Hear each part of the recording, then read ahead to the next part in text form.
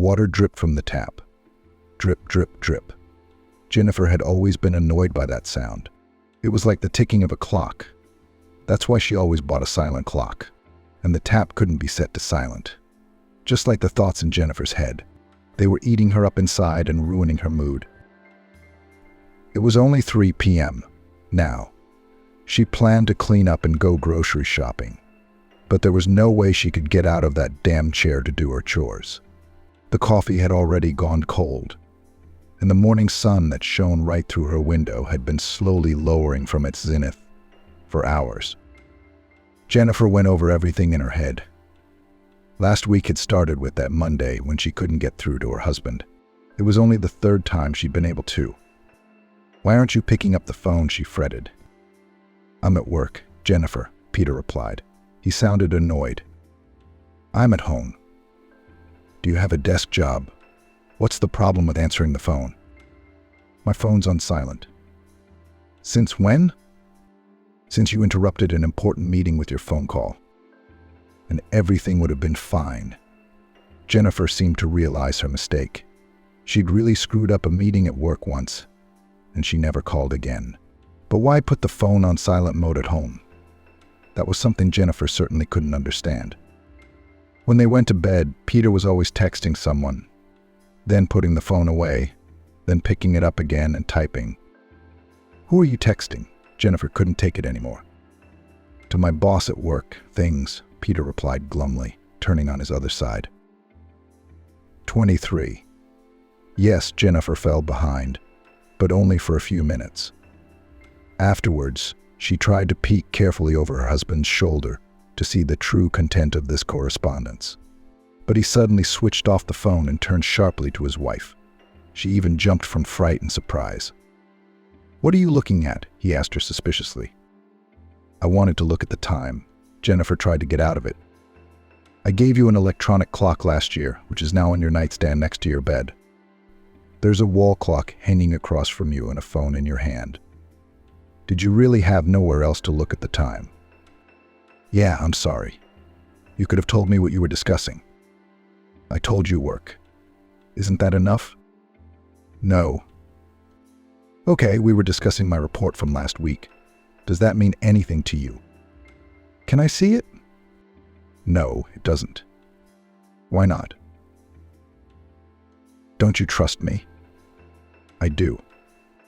"But in that case, good night." Peter switched off the light, and the whole room fell into darkness. All week Jennifer had been haunted by thoughts of her husband's infidelity. There was a reason he kept his correspondence from her. But all this week, there hadn't been a single opportunity to see if it was true. Jennifer glanced at the photograph that hung above the television. It was a large photo of Peter catching a huge bass. He had been so proud of his catch at the time that he had decided to print that photo out in a large size. Jennifer didn't like it very much. She thought such pictures spoilt the whole look of the room. But Peter couldn't be persuaded. He really wanted his biggest catch to be seen by all the guests who visited their flat. Whenever someone came to visit, the first thing the man did was lead them into the living room to show them this photo.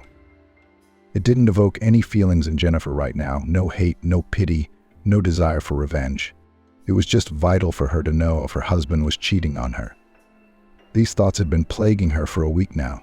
Not for nothing Peter hides his correspondence and stays late at work. There was a reason. Her train of thought was interrupted by the vibrating of her phone. It was Olivia, Jennifer's friend, calling at a very bad time. Or maybe it was just the right time. "Hey, Jennifer, how are you?" asked the cheerful friend. Sometimes this love of life was scary. How could a person be so positive in such a horrible world? It seems that they live in the same country, in the same city, but look at everything completely differently. Hey, all right, everyone, how are you doing?" "I'm great. I have so much to tell you. Can you meet me tomorrow? We'll sit in a cafe, drink our favorite coffee, gossip. You must have a lot of news too. It's been a month." "I don't know." Jennifer was having second thoughts. She hadn't been able to think about anything else in the last week, except Peter and his cheating. Or maybe her absence at best, of course. "I don't have anything new," Jennifer lied. Or maybe she wasn't. Nothing new, really.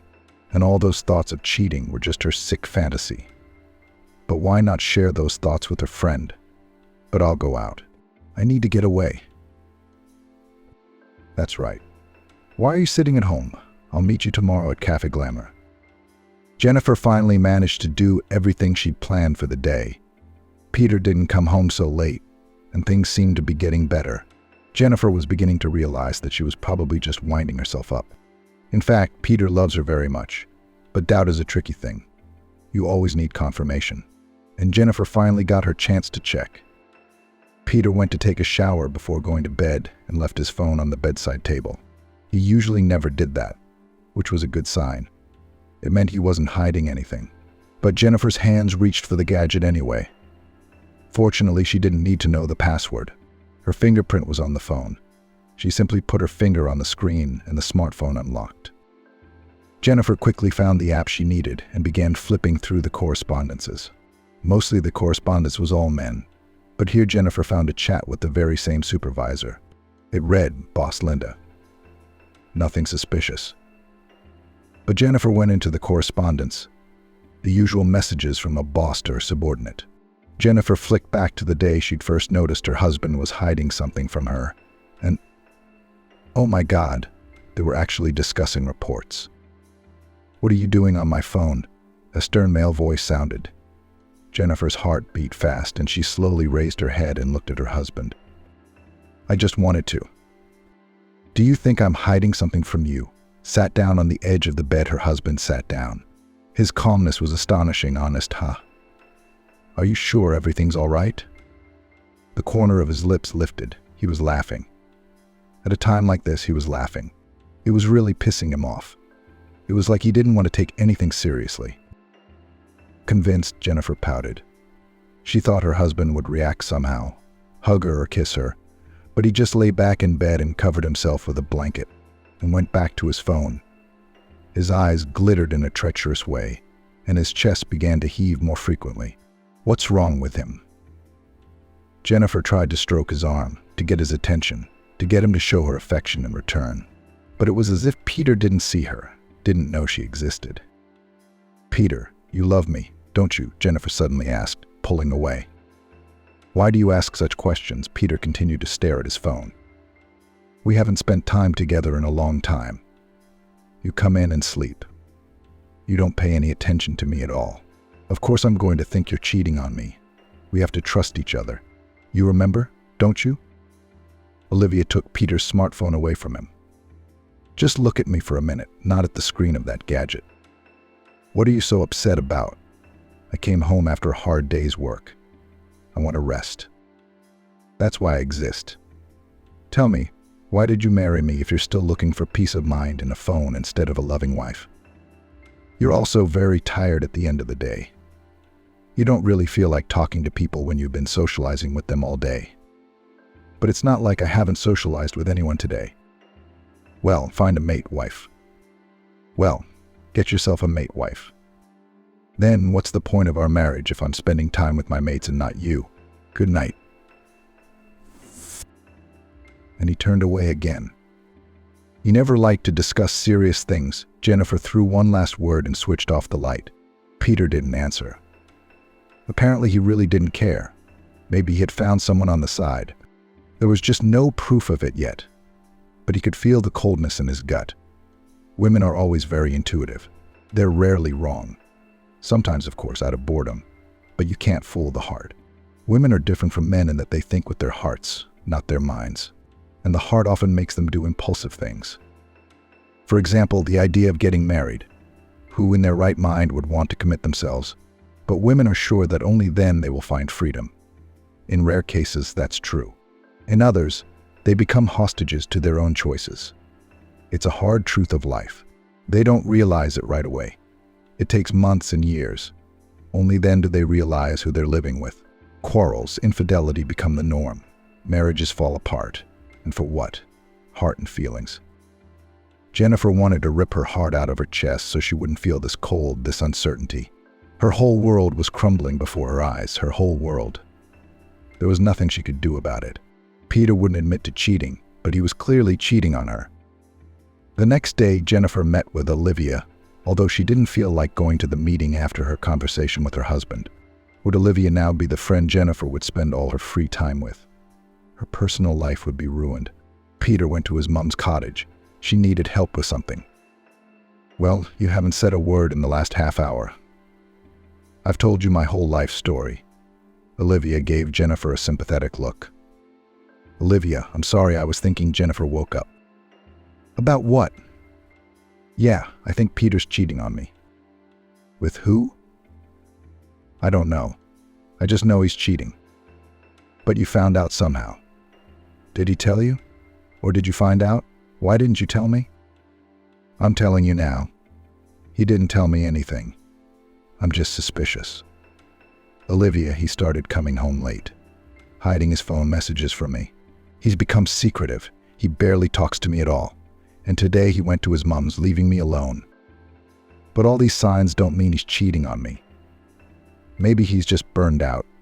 You've lost that spark in your relationship. It happens. You don't have to be afraid of it or justify it as cheating. Have you talked to him about it? Yeah, he didn't react. He just went to bed. That's terrible, Olivia. He's lost feelings for me, and he's afraid to admit it. I think you're being dramatic. I'm sure it's not that bad. It's very bad. We haven't had a date in a year. What's there to talk about in bed? I really don't know what I'm going to do. I don't want to divorce him. I love him. You've only been married 3 years. Things will change. I'm sure it's just a phase, and something has to be done about it. I'm going crazy already. Try taking matters into your own hands, organize a romantic date. I'm sure he wouldn't say no to that. Or he'll find a reason to get out of it. I've done it before. The phone's ringing. I'm sorry I have to take this, Jennifer said and stepped aside. It was Peter. But it wasn't Peter's voice. It was a woman's voice. Jennifer, is that you? An elderly woman asked. Jennifer, of course, recognized the voice immediately, the voice of her mother-in-law. Yes, it's me, Mrs. Elizabeth. Has something happened to Peter?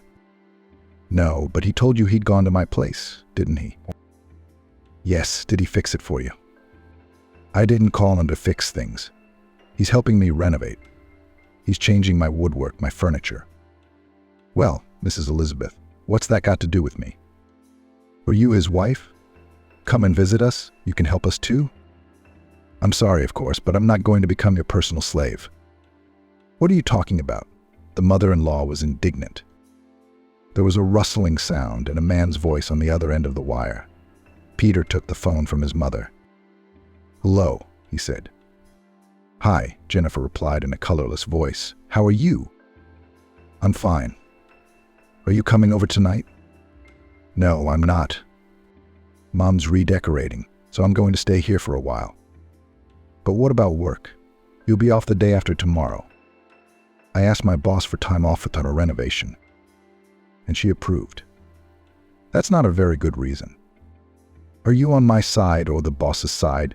You can't take time off for me, but you can take time off for your mother. Oh, great. It's a double standard. What are you talking about? I told you, I don't like it. We don't spend any time with each other. If you took time off for your mom, you could have taken time off for me. I need attention too. I'm your wife. You'll get that attention if you come to us. Come on, it's warm. The sun is shining. The grass is green. And bugs and mosquitoes and flies. I don't want this life. Why don't you like nature so much? I love nature, but I value comfort more. So you're not coming, then? And Jennifer would have been ready to come. She could have gone home, packed her bags, and left the second she did, if it weren't for the tone of voice with which Peter had spoken the question. He'd hoped that she would indeed say no, and she did, granted his wish. Doubts were growing, and trust was already dead. Jennifer always cleaned the flat when it was dirty, and also when Jennifer felt sad and wistful. Some people eat their problems. Some people don't eat anything, and some people just clean the whole flat. And it has to do with more than just the dust on the far shelves. All things were subjected to careful analysis, after which their further fate was determined. the trasher tidying up with a sponge and a rag. While cleaning one of the rooms, Jennifer found a very old album on one of the shelves. It was so dusty that the woman had to wipe it with a rag several times before opening it. On the first page of the album was written, "To my beloved Peter." Immediately jealousy and resentment boiled over. Who could it be? Peter hadn't told her about anyone. But the woman calmed down as she turned the page. There were many pictures of Peter with some girl, but in all of them, he was still very young, about 20 years old at most. Sure, he'd had girlfriends at the time, but why did he keep this particular album? He himself said that when he was young, he had no shortage of girls. Then why is this girl so special? Peter never said anything about her. Maybe she's the one he's cheating with. And that thought was so lodged in Jennifer's head that now she couldn't think of anything but this girl. And she couldn't even write to her husband about it. What would he say if she went through his things without asking? And there's no evidence of adultery. Again, just speculation. Jennifer slept on the thought, and in the morning she came up with a simply insane, but so brilliant idea. Alex was Peter's best friend. They used to spend days and nights together. And when Peter got Jennifer, she started spending a lot of time with him. But things changed after that. Peter wouldn't take her to one meeting, then another. Eventually, he stopped taking her with him altogether.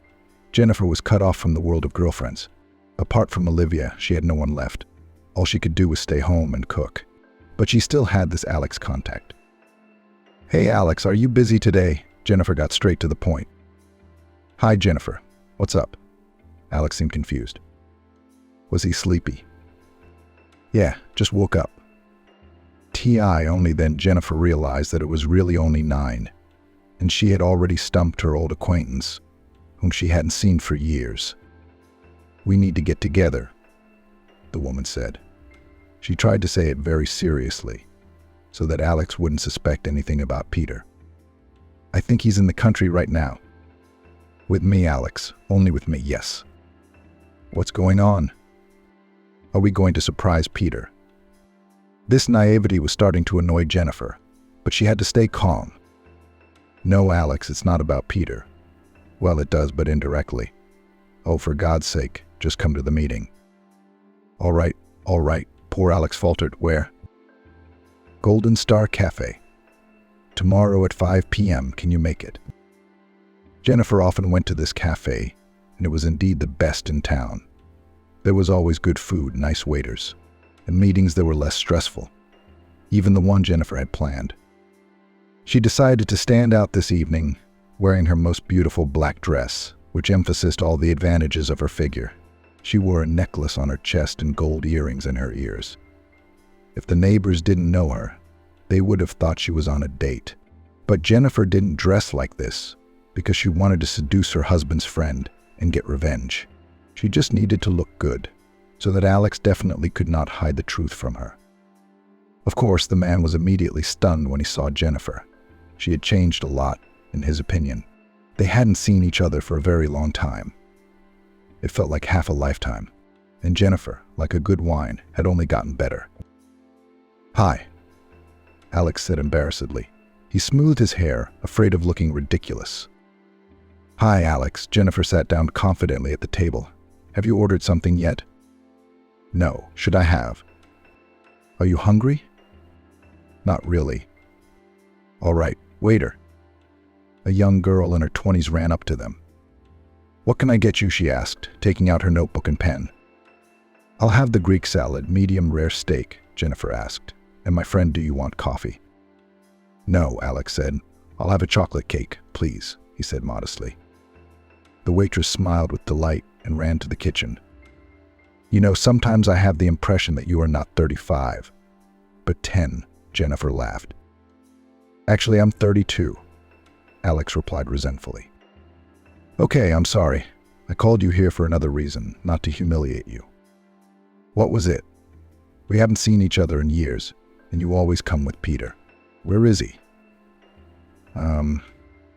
I want to ask you about Peter, and I want to keep this conversation private." "What's wrong? You two are close, aren't you?" Yeah, Alex tensed up. He seemed to realize what Jennifer was getting at, but he kept on pretending to be a simpleton. "And he tells you everything?" What's the point of these questions? Answer me. Yes, he does. Is he cheating on me? Jennifer's heart stopped after that question. It stopped beating. It was like she was standing on the edge of a cliff. Only the man holding her could decide her fate. Right now, she was holding on to Alex. His words would determine everything. No, not me, the man hesitated. Say it, Jennifer insisted. I don't know, Jennifer, honestly. Don't protect him, look. I'll find out anyway. He's been so secretive lately. He doesn't say much. Especially about these things. I don't think he'd trust me with this. And he's not cheating on you, I'm sure. Why not? Why are you so sure? Well, I don't know. How long have you two been in touch? We met a week ago. He didn't say anything about you. Who? Who did he talk about? He didn't talk about anybody. We were talking about fishing. I thought you didn't like fishing. No, I don't. But I had to listen to Peter. And then I told him about football. Anyway, it was just guy talk. Nothing special. So you didn't talk about women. A man has so little time to just live. And you want us to talk about women who are with us all day long. You don't have a woman at all. Exactly. What would I discuss with him? So you've come to the wrong place, Jennifer. Or do you just think I'm hiding something from you? I wouldn't. You're not only my friend's wife, you're my friend. You wouldn't betray your best friend if he trusted you with a secret like that, would you? Jennifer, I've known Peter for years. We've been friends since university. That man would never cheat on you. You don't know him. No, you don't know him. He's the most vulnerable man in the world. And if he liked someone else, he'd tell you right away, not hide and cheat on you. So he's changed. Why are you so keen to accuse him of cheating? I saw the pictures in his album. There was some girl in it. They looked happy. Oh my God, was it a blonde? Yeah, how do you know? He dated her at university, then broke up with her. What's the big deal? You're judging him based on a story from 10 years ago. He dated a lot of people. He only kept the album with her. She gave it to him. I told you, he's fragile. He can't throw away something that someone very close to him once gave him. He's sentimental. How could you not realize that after all these years of marriage? I haven't been married to him that long. In that time, you could have realized what kind of person he is. Or you don't communicate at all? Not lately. He spends all his time on his phone. That's why I have these thoughts. Now he's in the country, just go to him. Spend time in nature, what could be better? And feelings will flare up again. Try it. I hate the countryside. I mean, not dacha, but nature. It's got those awful bugs, worms. They'll probably ask me to do something in the garden. I'll die of a heart attack. Even the butterflies scare me. They're all so disgusting. Do you want to save the relationship or your psyche? Jennifer thought for a moment. But of course, the relationship. What kind of question is that? But to go to this horrible place to communicate with a person who clearly does not want it. So much fun. Maybe there are other options, Jennifer pleaded, looking at Alex with pleading eyes, she heard. No, there are no other options. You either go to him or your relationship is over. At that moment, Jennifer couldn't take it anymore. A wave of anger swept over her. She stood up abruptly from her chair and said, "You know nothing about our relationship." Then she threw several large notes on the table and gracefully left the restaurant, feeling the wary glances of the other guests. Back at home, Jennifer thought for a long time whether she should go to the damned cottage. Her husband clearly didn't want her to come, but her mother-in-law insisted. After Alex's words that their relationship would break down, it became even harder. Jennifer couldn't find a place to be. There were so many worries, Jennifer decided to call Olivia. Maybe her friend could find a way out again. After all, she could always save the worst situation. Olivia suggested going to the spa to take her mind off things a bit. Jennifer was fine with that. Maybe if she cleaned up her act, everything would be okay in her head. "Hello, we've been expecting you." The spa attendant said a nice hello. "Come into the massage room, Olivia." Jennifer. They entered the room and lay down on different couches that were close to each other. "Jen, how are you?" Her friend started the conversation, trying to get Jennifer to talk to her all the way here, but it wasn't working. "Terrible. I don't know what to do." Alex said to go to his place. "Why don't you want to go?" "I've already told you, it's not my thing. And Peter doesn't want me there." "Did he tell you that?" "No, but I could hear in his voice that it was more his mother's wish. I'm more and more convinced he's cheating on me. You should have heard his cold voice. I feel like I'm in an ice palace. I don't want to see that same cold, indifferent face. You just stopped spending time together. That's why you feel cold. You're drifting apart. You can't do that." "We're not drifting apart, he's drifting apart. I've tried everything I can to avoid it, but he doesn't care. He's gone to his summer house. He's renovating, you see. Who's going to think about his wife if we have nothing? We live together, but we have nothing in common, not even children. A lot of women my age are having their third child. Look at me. I don't even have a boyfriend," Olivia smiled. "You're you. You've always needed your freedom.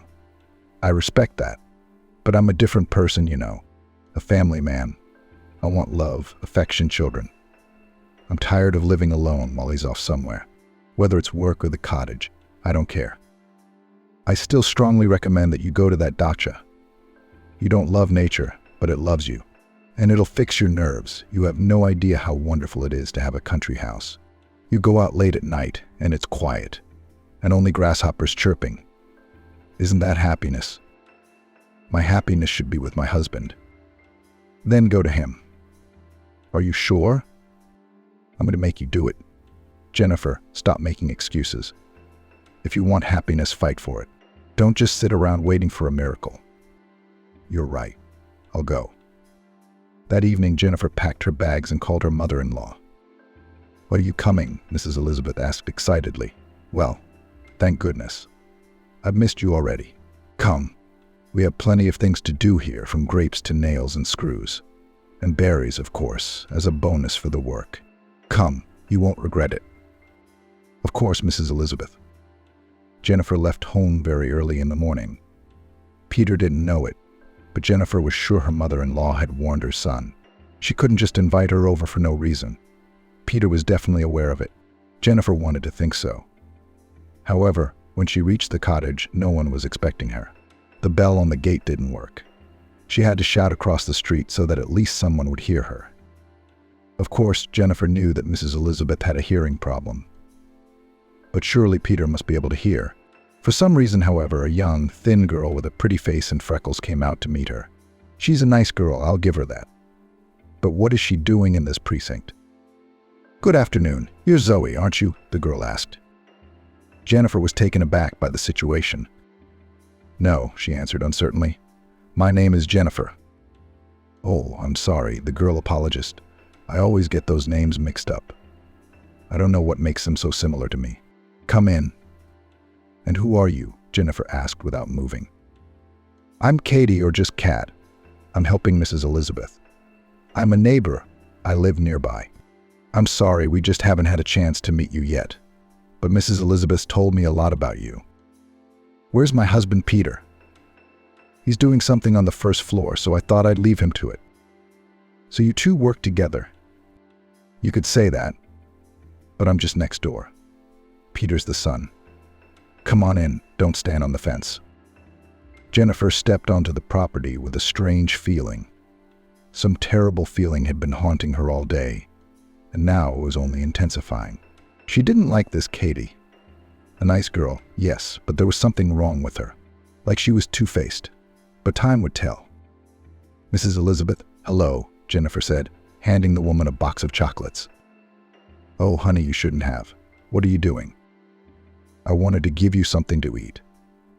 "I didn't want to come empty-handed. Where's Peter?" "He found some scrapbooks in the attic. He's looking through them right now. I hope I'm not disturbing him." The house smelled of freshly baked, fragrant cinnamon buns, and I was drooling. I couldn't wait to try them. Jennifer noticed that they'd replaced some of the stairs, replaced the old rotten boards with new ones, but the stairs still creaked. Jennifer didn't like this antiquity, as she called it. Wooden houses didn't appeal to her. After all, they lived in the 21st century, not the 17th. As Jennifer climbed up to the attic, the stairs creaked horribly. Every step she took accompanied by a creak. It was horrible. After all, Jennifer wanted to surprise her husband. "Katie, is that you came from the attic?" Such a sweet voice. Peter had never spoken to Jennifer like that before. Usually the voice was more cold and reserved. Here the words were spoken with tenderness and love. "No," Jennifer replied. She tried to answer confidently, but it came out rather resentful. Finally, she went into the attic. Peter sat on the wooden floor and looked at the albums around him. There were so many of them. He stared at them again without even looking at his wife. "Hello," she came up to him. "Hi," he replied glumly, leafing through the photos. "What are you doing?" "I'm going through some old photos. Maybe I'll find something interesting." Jennifer stood in silence for a minute, but Peter didn't seem to mind. "Anything new to tell me?" Jennifer suggested. "I don't think there's anything new." "Well, about Katie, for instance. I don't even know that girl. How do you know her?" "I met her here a while ago, too. She agreed to help my mom with the renovations." "Well, tell me about her." "What's there to tell about her?" "Oh God, at least tell me something." Jennifer couldn't take it anymore. "Why do you care so much about me? I'm your wife. I came here. Why don't you care? Do you even remember who I am?" "That's why I didn't want you here." "Oh, you didn't? Why not?" There was too much shouting. There was complete silence. "Maybe you're the problem. There's a reason for the shouting. Or is it me? Haven't you noticed? I think everyone here was happy before you arrived." "Everyone was happy. That's why Mrs. Elizabeth was so insistent on calling me. She's bored. Her dear son can't cheer her up." "I don't understand why you're so angry. What have I done to you?" "I've ruined my life. My nerves are shot because of you. I can't find a place to be for weeks, and you're just chilling here. Why did we used to be so good, and now you're pulling away from me? What happened, Pete?" Jennifer collapsed to her knees in helplessness. Peter instantly got up from his seat and walked over to his wife. "Get up, please, please, please don't do this," he begged her. "I won't get up. I'm tired." "Pete, why are you doing this to me?" Jennifer sobbed. "I don't know what you're talking about. We're fine. I'm just tired from work. This happens every year." "No, this time is different. Did you find someone? Yes?" Jennifer really wanted to hear the answer. Whatever it was, she craved it like air. But there was no answer. And that could only be blamed on the man who had interrupted their conversation. "Katie, damn it." "Pies, anyone?" She came into the attic, smiling. "Can't you see we're talking?" Jennifer blurted out. "Oh, I'm sorry, "No, Katie, it's okay." Peter stopped her. He immediately took his hand off his wife's shoulder and ran over to Katie, helping her onto the floor. Jennifer couldn't hold back the tears. Peter was looking at this girl in a way he would never look at her, and she realized it. He would never love his wife the way he loved her. There was clearly something more between them than just neighborhood help. Those looks always give it away. They were killing Jennifer from the inside out. Peter's cold gaze changed to one so warm and tender. And in that moment, his eyes were looking at another girl, not Jennifer. And she found the strength to stand up, wipe away her tears, and run away. "Hey, Jen, where are you going?" Peter shouted after her. But Jennifer quickly descended the stairs and, ignoring her mother-in-law's questioning look, ran out of the house. She ran for quite a long time. Tears filled the whole space. This shroud made it impossible to see what was ahead. Jennifer ran and ran until she came to the shore. It was quiet here, very quiet. No houses, no people, no animals. Silence and solitude. Just what she needed right now. Why, she screamed suddenly, and in the reflection of the lake water she saw only herself. She wasn't angry at Peter. She was angry at herself. She'd been such a fool. How could she not realize that he didn't love her? Stupid, stupid. She'd given him all of herself, but he didn't want that. He didn't find happiness in her, and she's only realized that now. He just doesn't love her, and he never did. Idiot. Idiot. Jennifer screamed with anger and grief. She beat her reflection with her hands. That face was the most disgusting face in the whole world. She hated herself. Thoughts even flashed through her head. Should I end it all? End the suffering? What's the point of life if you don't have someone to give everything for you? It was as if half of her heart had been torn from her, ripped from her chest, slowly squeezed and finally crushed. Why me? Jennifer's voice had already broken, but she continued to scream. The soul-crushing scream was no longer the voice of hope. It was her aching heart. It had been slowly dying all this week, and now it had been dealt the final blow. It couldn't get any worse. The water, so calm, but if you throw a pebble in it, it makes little circles, big circles. Depends on the size of the pebble and the force with which it's thrown. Jennifer seems to have had a lot of huge stones thrown at her. Today it was a boulder, and it was thrown as hard as if it was meant to kill. Are you there? A man's voice suddenly came from behind her. The voice of a man who was not her husband. It already belonged to another girl. As you can see, Jennifer replied in a hoarse voice, throwing rocks into the water. All the cobble she had already thrown away.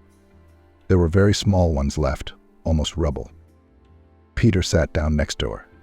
He lit a cigarette and took a deep drag. Are you all right? Peter asked. I wanted to punch him in the face. How could he ask such trivial questions after everything that had happened? When he hadn't seen anything, he wasn't the one who'd been going through this storm of emotions. He wasn't the one who spent an hour suffering and wanting to kill himself. He's doing fine. What do you think? Jennifer said. I don't think so. Peter took another puff. Can I ask you a question? Jennifer asked. She wasn't crying anymore. All the tears had already drained away. Now she felt an emptiness that filled her lungs, her throat, her limbs. Of course, he looked at her with tired, exhausted eyes. Why didn't you confess right away? To what? That you'd lost your feelings, that you didn't love me. What made you think that? I saw it. I'm sorry, it's hard not to. Two eyes in love. Katie's crazy about you, just like you're crazy about her. Jennifer, don't say that. Peter leaned over to hug her, but the woman pulled away. No, don't touch me. I'm not blind. I'm also not insensitive. I'm not a statue. I can't lie. You can say anything you want, but your eyes don't lie. They always tell the truth, and they say you don't love me. I've never been loved. It took me 3 years to realize that, and you're still afraid to admit it to me. Did I really marry a weak man? Peter was silent for a long time. He just put his head down and stared into the void. But sometimes silence speaks more than words. Lack of feeling is not a weakness, Jennifer said. It's a weakness to admit it to yourself. It's not your fault you don't love me. It's not your fault you made a mistake. But it's your fault for not admitting it to me and to yourself. Jennifer, don't say that. Peter started it. No more lies. I've had enough of it. I want to be loved too. I want to feel warmth, tenderness, care. I'm not a robot. I'm a human being with feelings. And today you broke my heart with your lies. You keep lying to me, even though it's clear to everyone that it's not worth it. Peter suddenly laughed. It's funny, isn't it? Funny, Jennifer was puzzled. It's because you've got it all wrong. Katie and I were not lovers. She's my cousin. Jennifer couldn't believe what she was hearing for a long time. I mean, how could she be wrong? What about those looks? Those damn looks. God, she'd embarrassed herself. All those feelings she poured out for him, and it was just her sister. What? Jennifer interjected. Is this a joke? No, Peter laughed, but he laughed in a very fake way. He lit another cigarette. It's true. She's my cousin. Then why did she introduce herself as your neighbor? We didn't want to tell you the truth. It was kind of a surprise. It was a surprise, he laughed. I'm not laughing for some reason, Jennifer replied grimly. Peter moved closer to her and managed to hug her. I'm sorry I made you feel that way. I'll really make it up to you. I'll try. But Jennifer didn't trust him. Trust had been lost long ago, all because of her fantasy. She'd convinced herself that her husband was cheating on her, She'd invented the looks and the innuendos, and as a result, she was now sitting in an awkward position by the lake after a violent tantrum. But what's wrong with her? "Tomorrow we plan to go mushrooming in the woods," Peter said at dinner. "Jennifer, are you coming with us?" "Who's with us?" Jennifer asked. "Well, I wanted to go with Katie. We love picking mushrooms." "No, I'm sorry, mushrooms aren't my thing." "Why don't you come berry picking with me?" Mrs. Elizabeth suggested it. Berries. Jennifer thought of insects and those nasty worms, spiders and bees in the ground. Oh no, not for her. "You know, I don't think I should do anything yet. I think I'm sick," Jennifer replied. And it was like nobody cared. No one reacted. No one asked what it was that hurt like people usually did. They just stayed silent over the fish and chips. Jennifer actually wanted to leave, but at the same time she wanted to see what would happen next, where this little adventure would take her. When Katie and Peter had packed for the woods, they dug through the house, looking for suitable clothes, and when he tightened her jacket, you should have seen the way he'd tightened it, the way he'd looked at her. No, how could they be relatives? It just wasn't believable. Jennifer really hoped her husband wasn't lying to her. After all, she simply wouldn't survive another betrayal. Finally, they left. Mrs. Elizabeth went to the vegetable garden. Jennifer was alone again. Yes, they would all be back, but then she'd have time to wind herself up, time to think of something. She wanted to see if it was really his sister. But how do you find information? There's nothing anywhere. They're unknown artists. Nobody knows about them. But Peter couldn't pretend. Why would he do that? He could have let her go. He could have admitted he didn't really love her. But he didn't, which meant there was still a chance. And there is. Peter wouldn't play that game now. It's not his style. That's what Alex said. Peter's sentimental and very vulnerable. He would never betray, confess, but he wouldn't.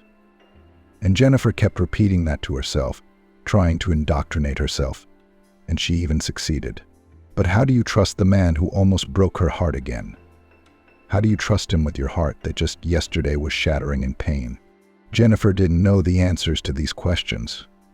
However, she did know one thing. She loved him, and her heart belonged, and would only belong to him. Her Peter. Mrs. Elizabeth was back by noon, and Katie and Peter walked around until the evening. Jennifer had never seen so much emotion on Peter's face. He was so impressed with this hike in the woods. He even talked excitedly about how the mosquitoes were drinking blood from his body. And Jennifer would have continued to listen to this fascinating story if she hadn't been interrupted by a call from Olivia. "Jennifer, where are you now?" Olivia asked in a tired voice. "I'm at the cottage." "What? Can you come over? I can't make it." "What happened?" "Yeah, I've got kids piled on top of me. They told me to babysit them tomorrow. I can't do it alone. I'd either die of boredom or the kids' hyperactivity. Please come over." Jennifer had been waiting for a reason to leave, and it had finally come. Deep down, she was grateful to Olivia for calling her on such an urgent matter. Peter, of course, tried to play the indignant and even resentful husband. But as soon as he saw Katie, all anger evaporated. His sister is such a good influence on him. If it was his sister, of course, there were still doubts about that. "So what should we do?" Stepping over the threshold of Olivia's flat, Jennifer asked. "Honey, the kids are playing in their room, and we just have to make sure they don't hurt each other. And you're going to tell me all about what happened at the cottage. Did you and Peter make up?" They sat down on the sofa, and only then Jennifer decided to reveal all the cards. "Well, nothing's been cleared up. I'm just more confused." "What do you mean?" "I thought he was cheating on me with my neighbor because he was looking at her like he couldn't take his eyes off her. But it ended up being his cousin," he told me. "What do you mean?" "I can't believe him. I have an instinct for lying. And when he lies, I know it. But I'm confused. Maybe I'm just being crazy. And it's his sister. I'm terribly ashamed of my behavior in front of him. If I was wrong, it's terribly embarrassing. Look, sisters and mistresses are usually different, and they're treated differently. I don't know. Katie, she's a very young girl. I didn't notice any similarities between them, but their way of talking is pretty much the same, at least when they're together. And you're sure it's a sister? I'm telling you no. But I have no reason not to trust Peter. What man in his right mind would lie about something like that is better to confess. Peter's not stupid. He'd confess to me if he really wanted to. And if he says it's his sister, it's his sister. Is that what you're trying to convince yourself? Or is it true? I don't know. But I hope whatever I make up in my head stays in my head. All right, Jennifer, you just be on your guard. If you suspect him of cheating, you've got to catch him.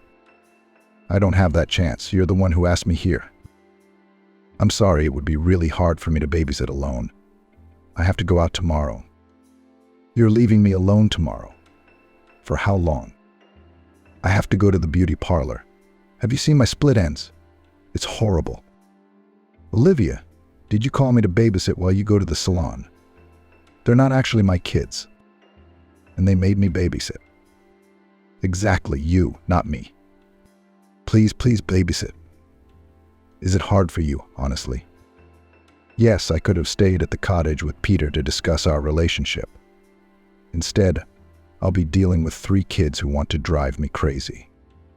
I promise you'll go to a restaurant with me afterwards, when you have time. It's on you. It's a deal. Jennifer woke up in the morning not in her bed, so she was disorientated for a few seconds. She'd never taken care of children before. But this morning she liked it. Jennifer always thought they were cranky and whiny while they ate breakfast. But no, they woke up sleepy and wandered into the kitchen to ask for breakfast. Jennifer made them some delicious scrambled eggs and bacon. She was just finishing cooking when suddenly she saw a message on her phone from an unfamiliar number. Hi, you don't know me, but we need to meet and talk. Jennifer was very wary, almost dropping the scrambled eggs from her hands. She tried to run that number through the database she had. It was indeed an unfamiliar one. Who could it be? Jennifer decided not to be ceremonious and wrote back. Who are you? Meet me, you'll understand. Why should I go to meet a stranger? Because it's about a mutual acquaintance of ours. Who? I'll tell you when you get there. Tonight at 5 p.m. in St. Nicholas Square. Jennifer thought about it. On the one hand, going to meet a stranger was a crazy idea. On the other hand, this stranger could tell her something she didn't know. But what person in their right mind would propose a meeting to a stranger like that? Or were they acquaintances after all? Jennifer glanced at the children. Leaving them alone wasn't an option. But Olivia had promised to be here before 3 p.m. She just had to come up with an excuse to run off to the meeting. Olivia returned at exactly 3. She was nicely styled and freshly manicured. Sure you're not going on a date, Jennifer joked. How did you know that all of a sudden? Olivia asked in all seriousness. Jennifer looked at her with an incredulous, suspicious look. If her friend was now ruining all her plans with her date, that would be the end of it. Olivia, don't tell me you're going. But John invited me. Remember I told you about him at the last meeting? Of course, Jennifer didn't remember anything. She didn't remember much from that meeting. Olivia had mostly talked about the wonderful massages they were getting and asked about Peter. And she may have mentioned John, but only in passing. And you're leaving now? Jennifer couldn't take it anymore. She was starting to panic. She was really looking forward to meeting this mysterious stranger. No. In 2 hours we have a date. At 6 I have to leave. What do you mean, you have to leave? No. You need to babysit, Jennifer. And they're not my kids. I babysat because you needed company. And in the end, it turns out you just needed a babysitter. Jennifer, please don't go. It's a date. It's very important to me. So invite him to your house where the kids are. Where have you ever seen a guy go to a girl's house on a first date with a bunch of kids? He'll think I'm their mother. You've got a tongue, you'll explain it to him. Jennifer headed for the exit, but Olivia wouldn't calm down. Jennifer, please don't act like a traitor. Where are you going? What's wrong?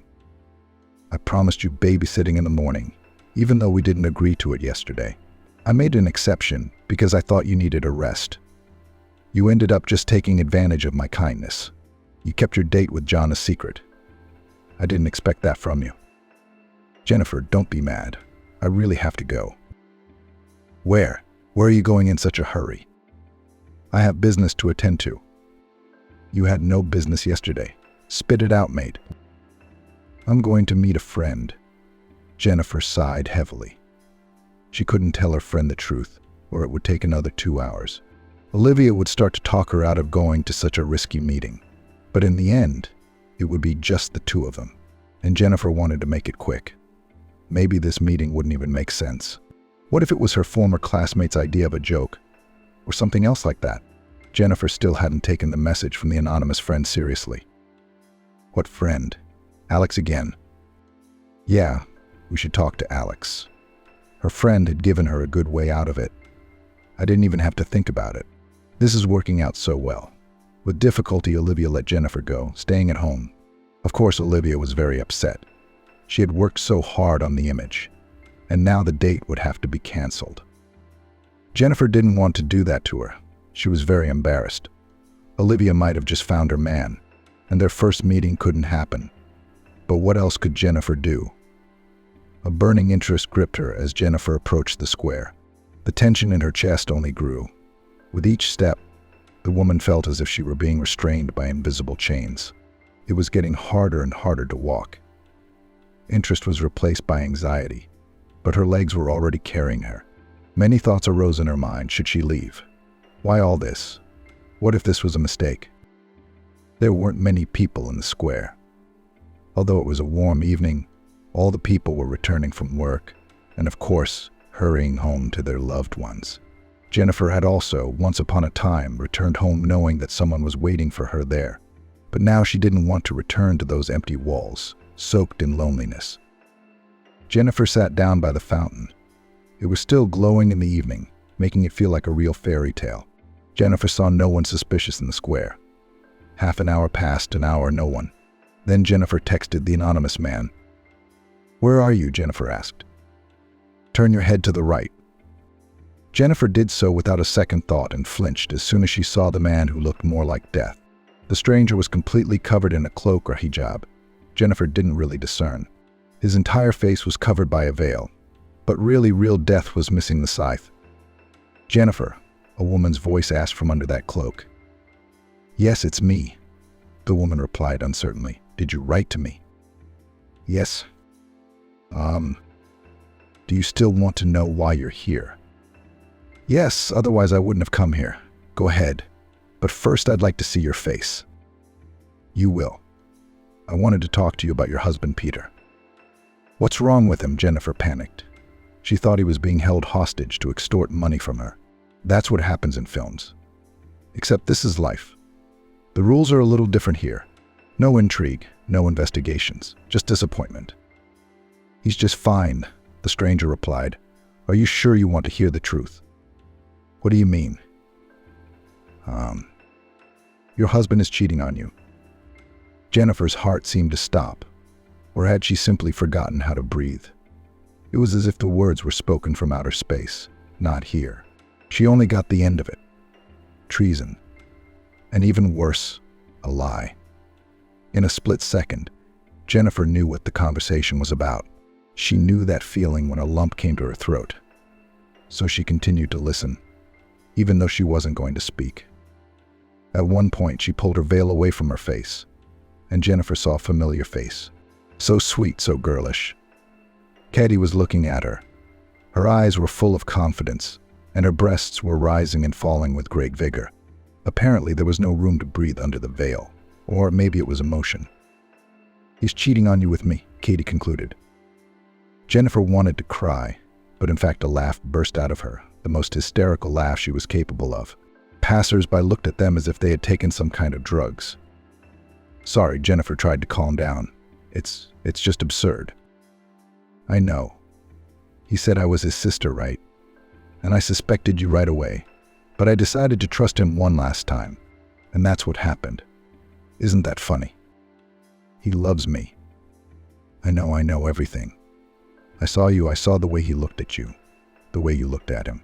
Honey, you can see the chemistry right away. It's a shame. I didn't trust my gut back then. You know what pisses me off? That bastard not only didn't confess to me, he lied to my face. He thought he could sit on 2 chairs. No way. Idiot. Peter is indeed a weak man, but I wouldn't blame him for not confessing to you. He wanted to. He tried to talk about the divorce, but his mind was all jumbled up. As soon as he saw you, he was afraid of your reaction. My reaction? Couldn't he admit to me on the lakeside that he'd made a mistake? No, honey. A mistake is a transgression when you don't know what's going to happen next. Didn't anyone ever explain that to you? Peter didn't make a mistake.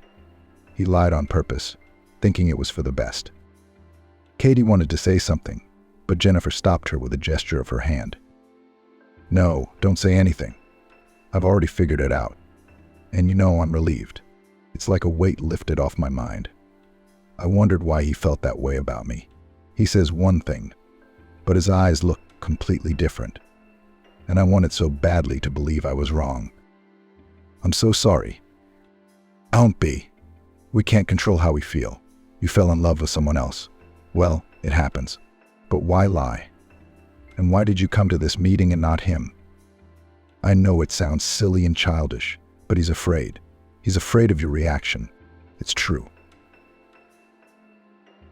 It's really childish, Katie. He loves you now. But you should know how much he loved me 3 years ago. He looked at me the way he looks at you now.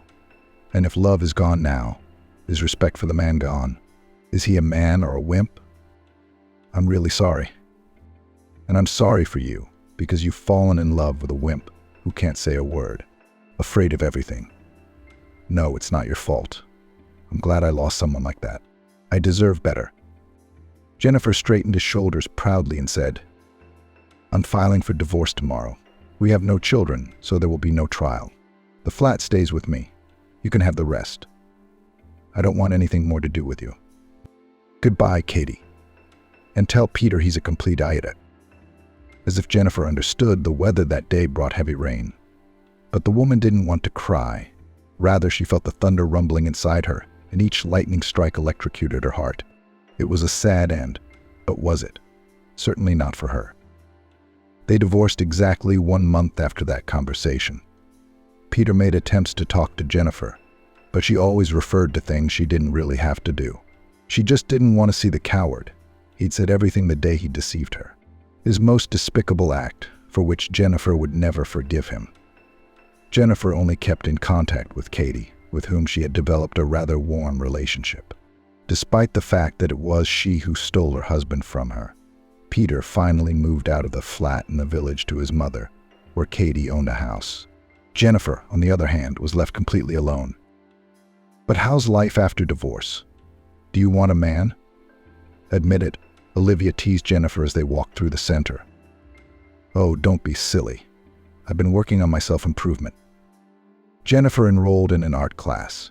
She decided to learn how to create real paintings because it always calmed her down. Oh, wait, Jason's calling me, her friend interrupted her, staring at the phone.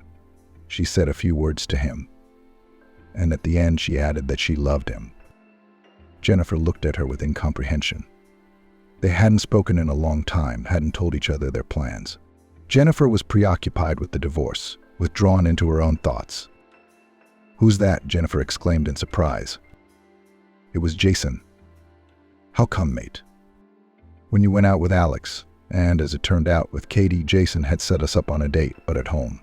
You said a first date couldn't be at home, especially in front of the kids. That's what I told him, and he turned out to be a neighbor. He's just happy to stay home and watch soap operas. He's just like you. No, I also like to have fun. Anyway, we got along really well. Even the kids didn't bother us. I hope you weren't doing anything like that, Jennifer winked. Jennifer, what are you talking about? It's a first date. He brought me flowers, we ordered rolls and turned on a film. Everything was just perfect. The atmosphere was so romantic. Honestly, it's the most original date I've ever been on. So you two are together now? Well, sort of, yeah, her friend was embarrassed. Jennifer was very happy for Olivia. She'd been feeling guilty for a month about what she'd done to her back then, but now it was gone. It was as if a bright streak had begun in her life. and the woman hoped that this new life would be better than the old one. She changed it dramatically. She repainted the walls in her flat, cut her hair, dyed it, started painting. And in this club she met a very interesting guy who also did not mind doing needlework or drawing. I think they found each other. Jennifer felt truly loved, and now she was being looked at with eyes that could not be described.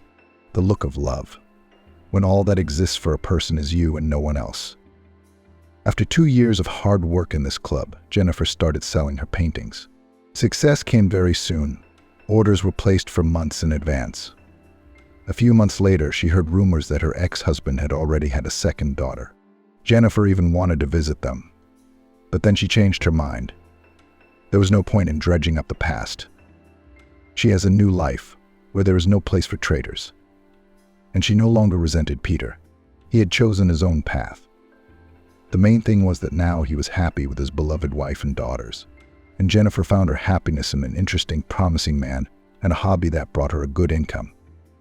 Walking into her sister's room to share the good news, Chris was stunned. Her boyfriend had popped out of her sister's bedroom. "Why are you always so lucky?"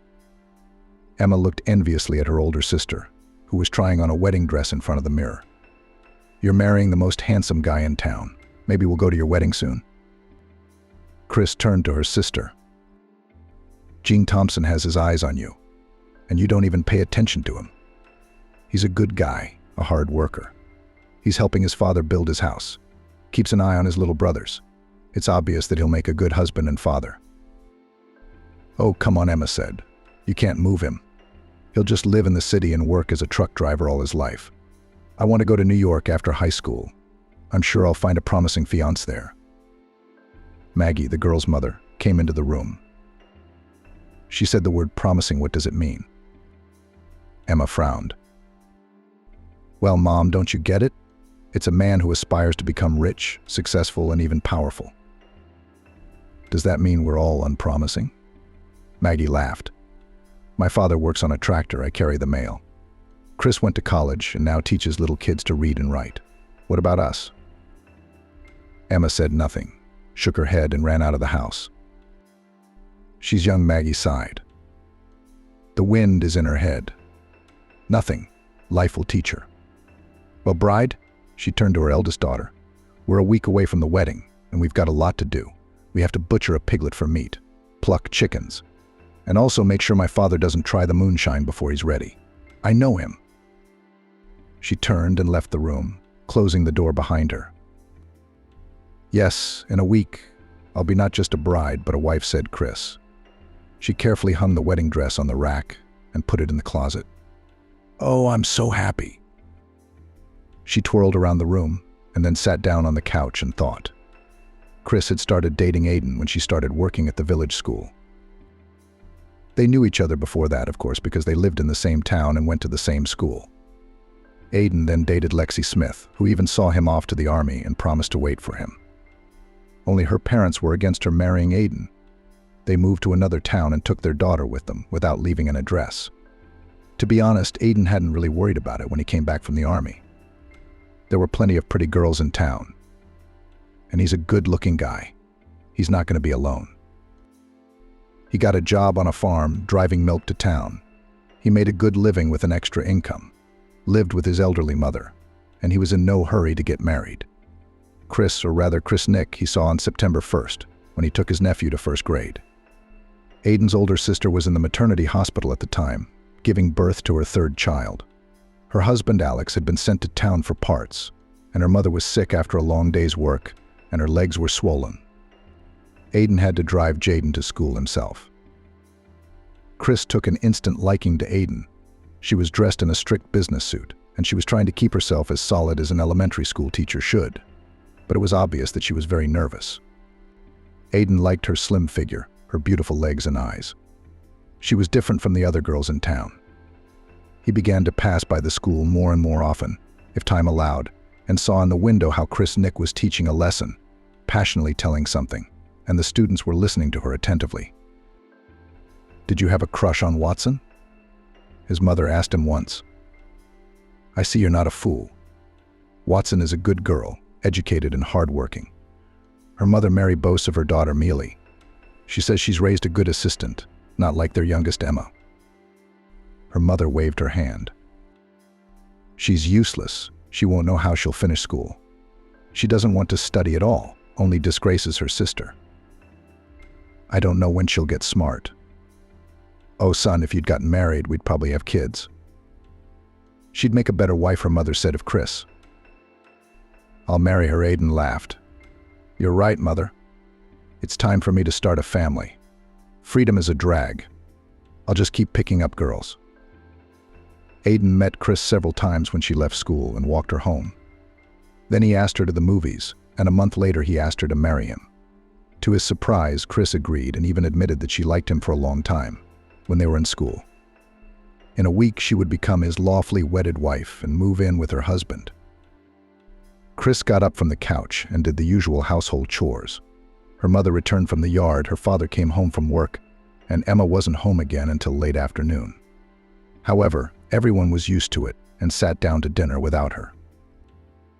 The wedding was fun, only Chris was a little embarrassed. She was not used to such attention to herself, and when they shouted bitter, she shamefully covered herself with a veil. Aiden, on the contrary, was happy when drunken guests forced the bride and groom to kiss in public and gently pressed Chris to himself, trying to make the kiss last as long as possible. Emma frowned and envied her older sister again, thinking that she was unworthy of a guy like Aiden Wright.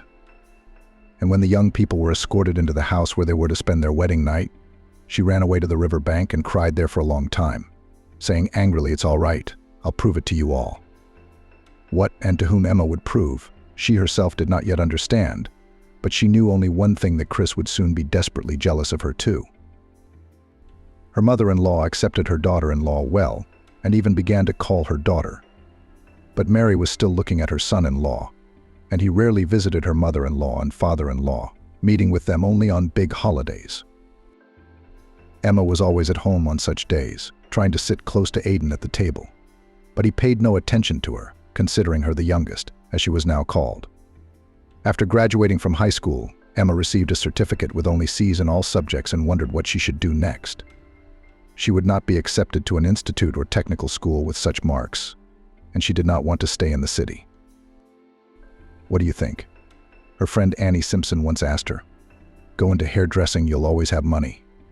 You said yourself that as a child you liked to cut your dolls, and once you cut Chris's hair while she was sleeping. Yeah, Emma laughed. I did. My mother toweled me off so hard I couldn't sit up, and Chris cried and hid in the barn. She wore a scarf on her head for 3 months. They say they even provide dormitory accommodation for non-residents after they enter the school, Annie continued to insist. So you don't have to worry about housing, and they pay a stipend, and there, and then, and then. You can work part-time. It's a wonderful life. Better than living in the city and working on a farm. Why? Emma jumped at the idea. Then we could get a job at a salon and do fancy hairstyles. She dreamed, I've seen such high hairstyles in a magazine. How did you decide? I'm going to be a hairdresser, she announced. To the surprise of her parents and Emma herself, after accepting the documents at the school and passing the entrance exams, she was enrolled in the first course in the specialty of hairdressing. Studying was to be only 1 year and 10 months. But Emma almost did not expel after the first semester for failure, because she decided that just like in school, she will rarely attend classes, and teachers will still put her grades, even if 3, so as not to spoil the statistics. But in the school was all different, so Emma had to urgently pass all credits and more responsible attitude to study. Aiden came to the dormitory once every 2 weeks to give Emma groceries and a small amount of money, which Maggie sent to her, taking care of her youngest daughter. She wrote in the note that Emma should not waste the money, save up, or her life might turn out differently. But Emma went straight to the store and bought herself a new lipstick, inexpensive jewelry, and if she was lucky, a new blouse. She didn't think about the future. She tried to live here and now, and her mother would send her money. She didn't come to town anymore. She was bored there, but she plunged headlong into city life. There were new girlfriends with whom Emma went to the movies or to the disco, and guys were paying attention to her. Only they were newcomers like her, and Emma called them by a word she liked very much, unpromising. She even managed to get one of them pregnant. But she didn't hesitate long, took a referral from the hospital and got rid of the unwanted child. Grieve about it did not become, and special conclusions for themselves did not make, because just 6 months later visited the hospital again. But Chris, unlike her younger sister, was very worried that she and her husband still had no children. They had been living together for 2 years, and every month Chris waited with hope that now it would turn out that she was expecting a child. But alas, time passed, and the long-awaited pregnancy did not come. Aiden and all the family, as they could, reassured Chris. But she saw that her husband and mother-in-law and parents are looking forward to the firstborn but could not please them yet. She and Aiden had gone through a full examination and all the tests. They said that Chris and her husband were completely healthy and advised to wait a little longer and then take some drastic measures. Mother-in-law advised Chris to go to a witch doctor living in a neighboring town. Allegedly, she helped many people in women's issues. But Chris continued to hope that even without magical influence will soon be able to become a mom. One weekend, Emma came home to pick up some things. She had already graduated from college, had a job at a men's barber shop, and was sharing a small apartment with a friend. She needed a pillow, blankets, linens, and some dishes. These she wanted to ask her mother for so she wouldn't have to spend extra money to buy the necessities. As she hugged her younger sister, Chris complained that she couldn't get pregnant, and she was afraid that Aiden might leave her because of it. "I wish I had your problems," Emma sighed. "You've got a lot to be sad about. The diapers, the cradles, the sleepless nights. What do you need it for? You've got so many kids in your class. Don't you get tired of teaching and raising them every day?" "You don't understand," Chris looked at her sister reproachfully. "Your own baby. It's a part of you, your blood daughter. When you become a mom, you'll find out for yourself." "And what else?" Emma shrugged her shoulders. "Am I going to ruin my life for the sake of a screaming child? I want to live brightly, to dress nicely, to go out to restaurants, not to stand around the crib and cook porridge for days and nights." "That's silly," Chris sighed. "You're thinking about the wrong thing. When you have a family, you'll talk differently. Do you have anyone in mind? You could bring them to us, introduce them to us." "It's nothing serious," Emma said. "I got a job at a men's barber shop on purpose. I thought I'd meet someone there. But in the end, only pensioners and school children come to get their hair cut. I should choose a better salon, go to work there. They have a better crowd." In the morning, Aiden drove Emma into town with all the things she'd packed and what her mother had given her. Even the beautiful curtains she'd taken out of her trunk, which she'd saved for a special occasion. "You need them more in town," she said to her daughter. "I don't know who will come to visit, so you won't be ashamed in front of people. I'll buy some fabric at the store and sew something for the kitchen. You go behind the curtains and look for napkins for the table," her mother said. "When Aiden goes to town next time, he will bring everything for you." After that, Emma never came to the village again. Aiden started coming home from town later and later. Chris was worried, and often went outside the gate, staring into the distance. Aiden's explanation for his late return was that his car had broken down, that he'd been offered a little extra work, or that he was so tired that he'd stopped on the side of the road and rested a little. Chris believed her husband, felt sorry for him, and could not even think that he deceived her. One day, Chris was called into town for a meeting of elementary school teachers.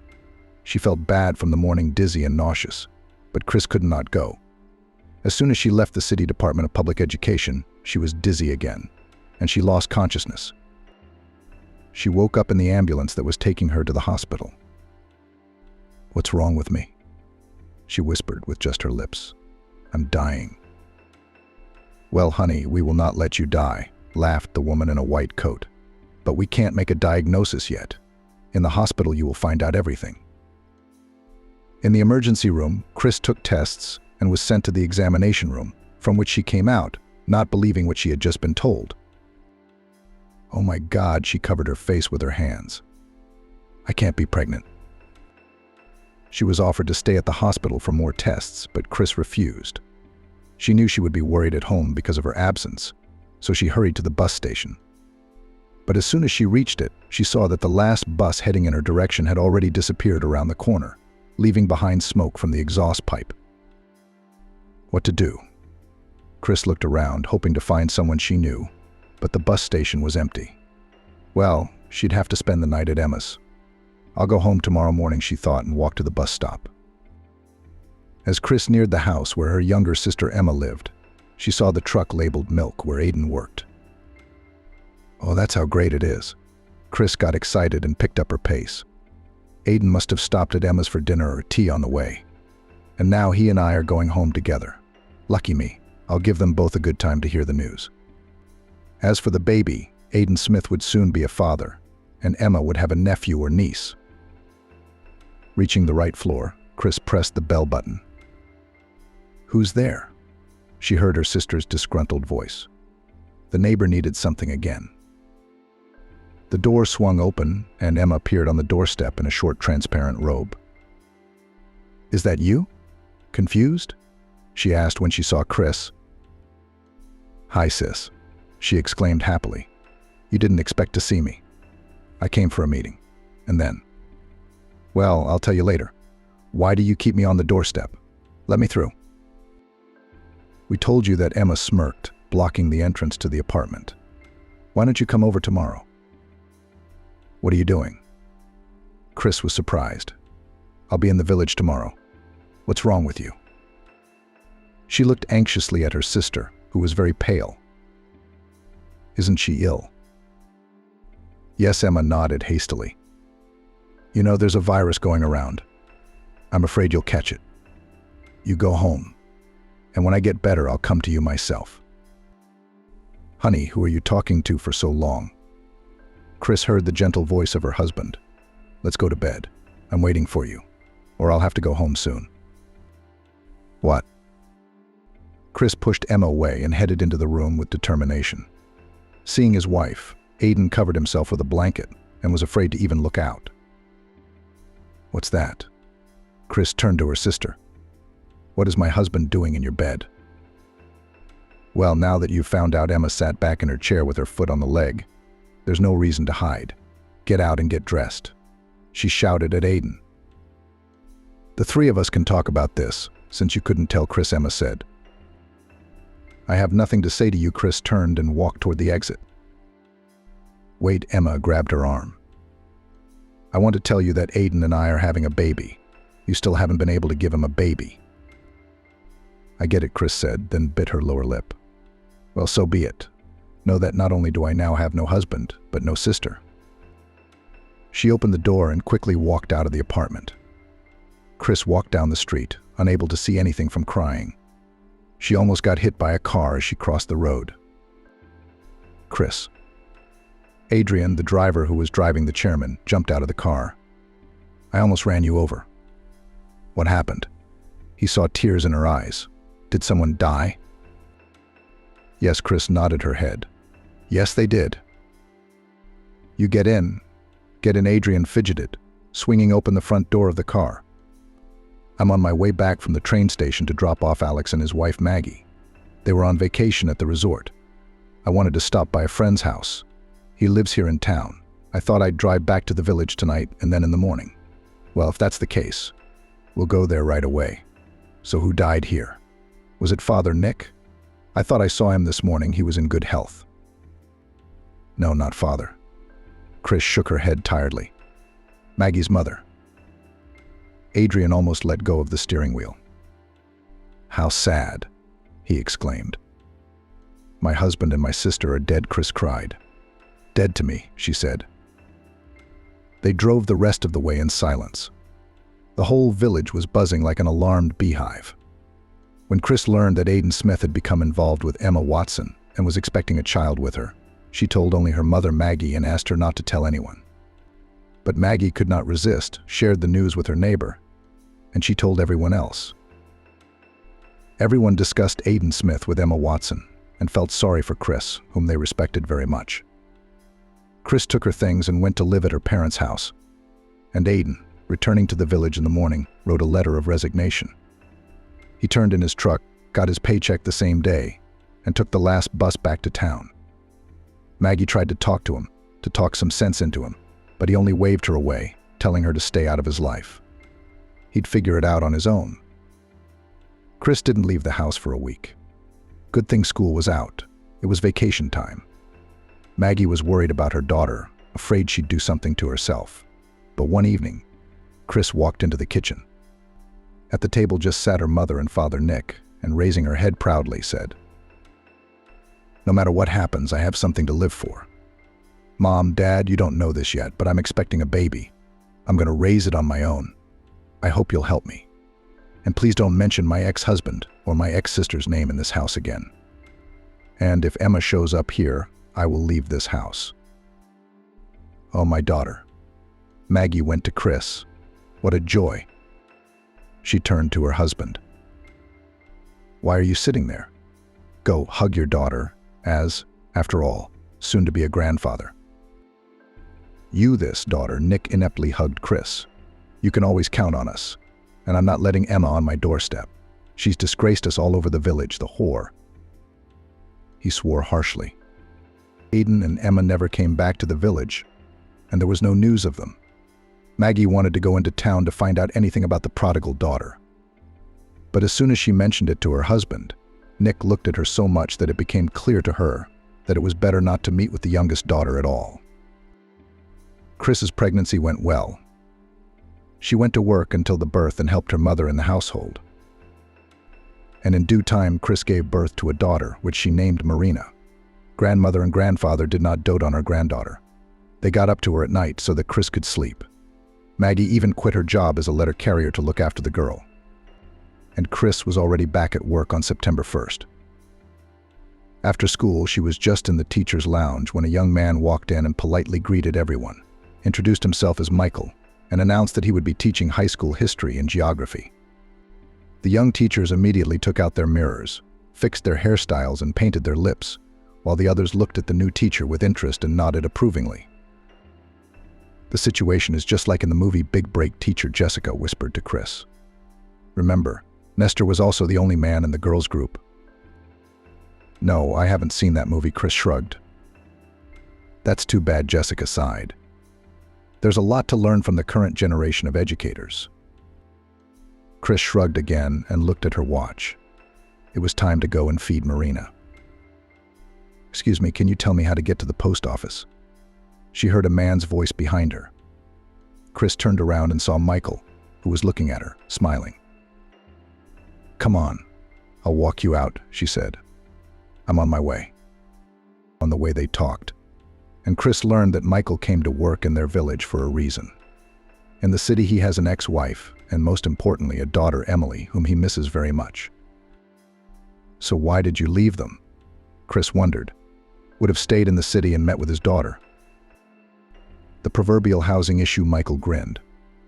"After the divorce, I left the apartment to my wife, and I lived with one friend, then another, then my parents. When my ex-wife got an apartment from the state, where my daughter lives now, I found out that your school needed a teacher. And I came here.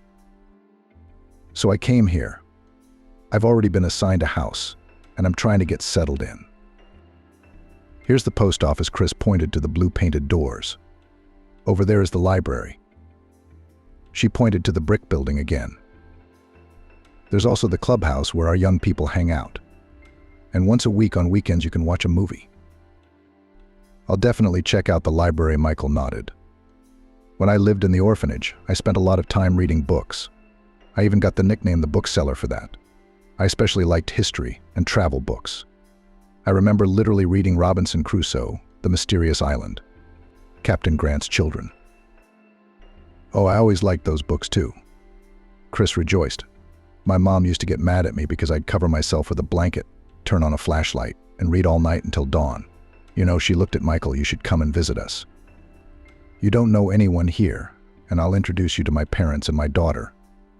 She's just a little girl, though." "Do you have a daughter?" Michael asked with interest and immediately became sad. "Thank you for the invitation, but I'm not comfortable.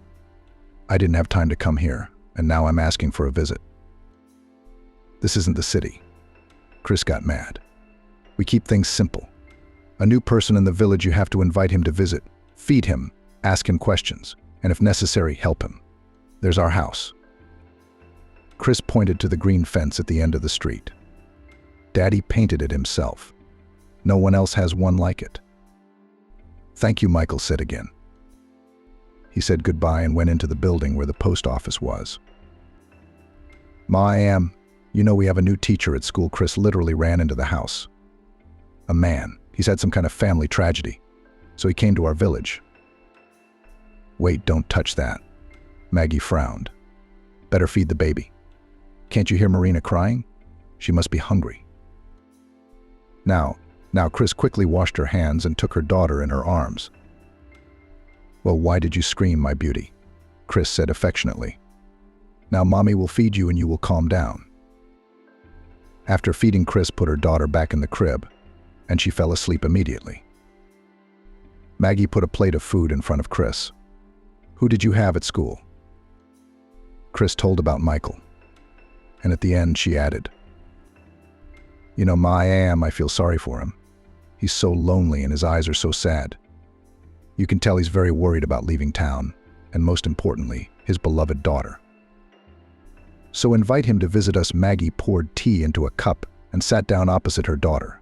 "You know you should always support people, especially those who need it. Who knows what's on your Michael's mind? Why don't you let him come over tomorrow night? I'll bake some pies. Get some from the cellar. He's probably got nothing to eat at home. Maybe I could help him with his chores. We should clean the house, mop the floors. Why didn't you find out right away?" "I didn't think about it." Chris lowered her head. "You see," Maggie nodded. "It's good that you have a mother. Someone to think about it. From the orphanage, you say?" She wondered. "Oh, to know I've never seen a mother's affection. And why such a punishment for a good man?" She took an empty bucket from the bench and went out into the yard. "Mom's right," Chris thought as she finished her tea. How could she not have offered to help right away? And she'll think we're all indifferent. The next day, Chris was still hesitant to ask Michael to come over. Only when the two of them were alone in the teacher's lounge after class did she dare. "I told my parents about you yesterday, and they are inviting you to visit. My mom has already put the dough for the pies this morning to treat you. So we're waiting for you tonight." Chris exhaled with relief. "I can't say no to pies," Michael laughed. "I'll be sure to stop by. Thanks for the invitation."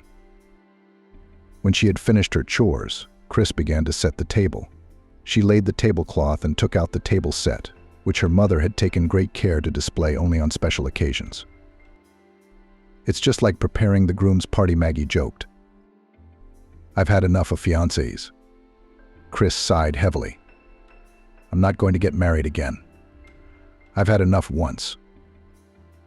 "Don't be so sure." Maggie shook her head. "You're still young. Anything can happen in life. As they say, fate will find you behind the stove."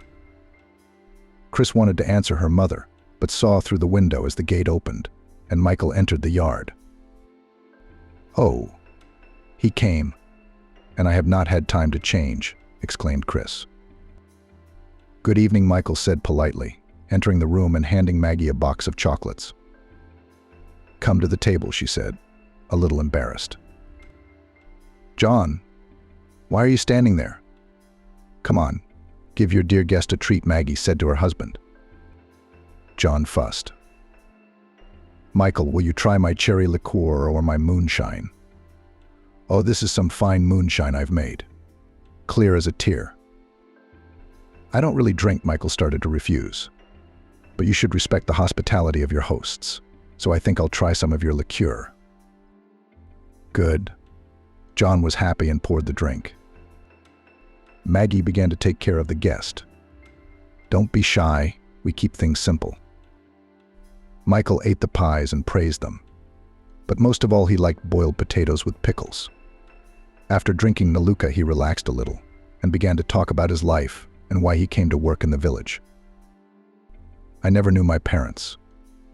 My mother abandoned me in the maternity hospital, so first I was in a baby home, and then I was transferred to an orphanage," said Michael sadly.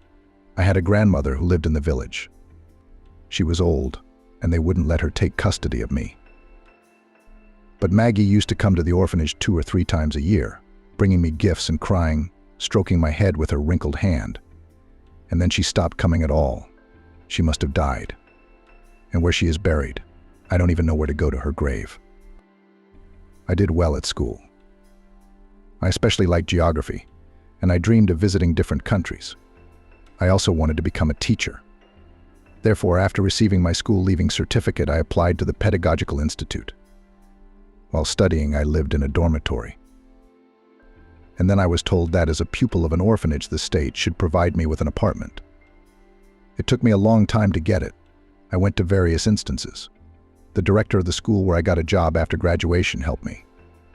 He had a friend who worked in the administration. Thanks to him, I got a one-room apartment. True, it needed repairs, but I was not afraid of that. My friends from the orphanage helped me, and I still keep in touch with them. Then I met Emily. She worked as a saleswoman in a bookstore, where I like to often look. 6 months later, we got married, and 9 months later, our daughter Lisa was born. After her maternity leave, Emily went back to work, and then she was offered a transfer to a jewelry store. From that moment on, she began to change literally in front of my eyes.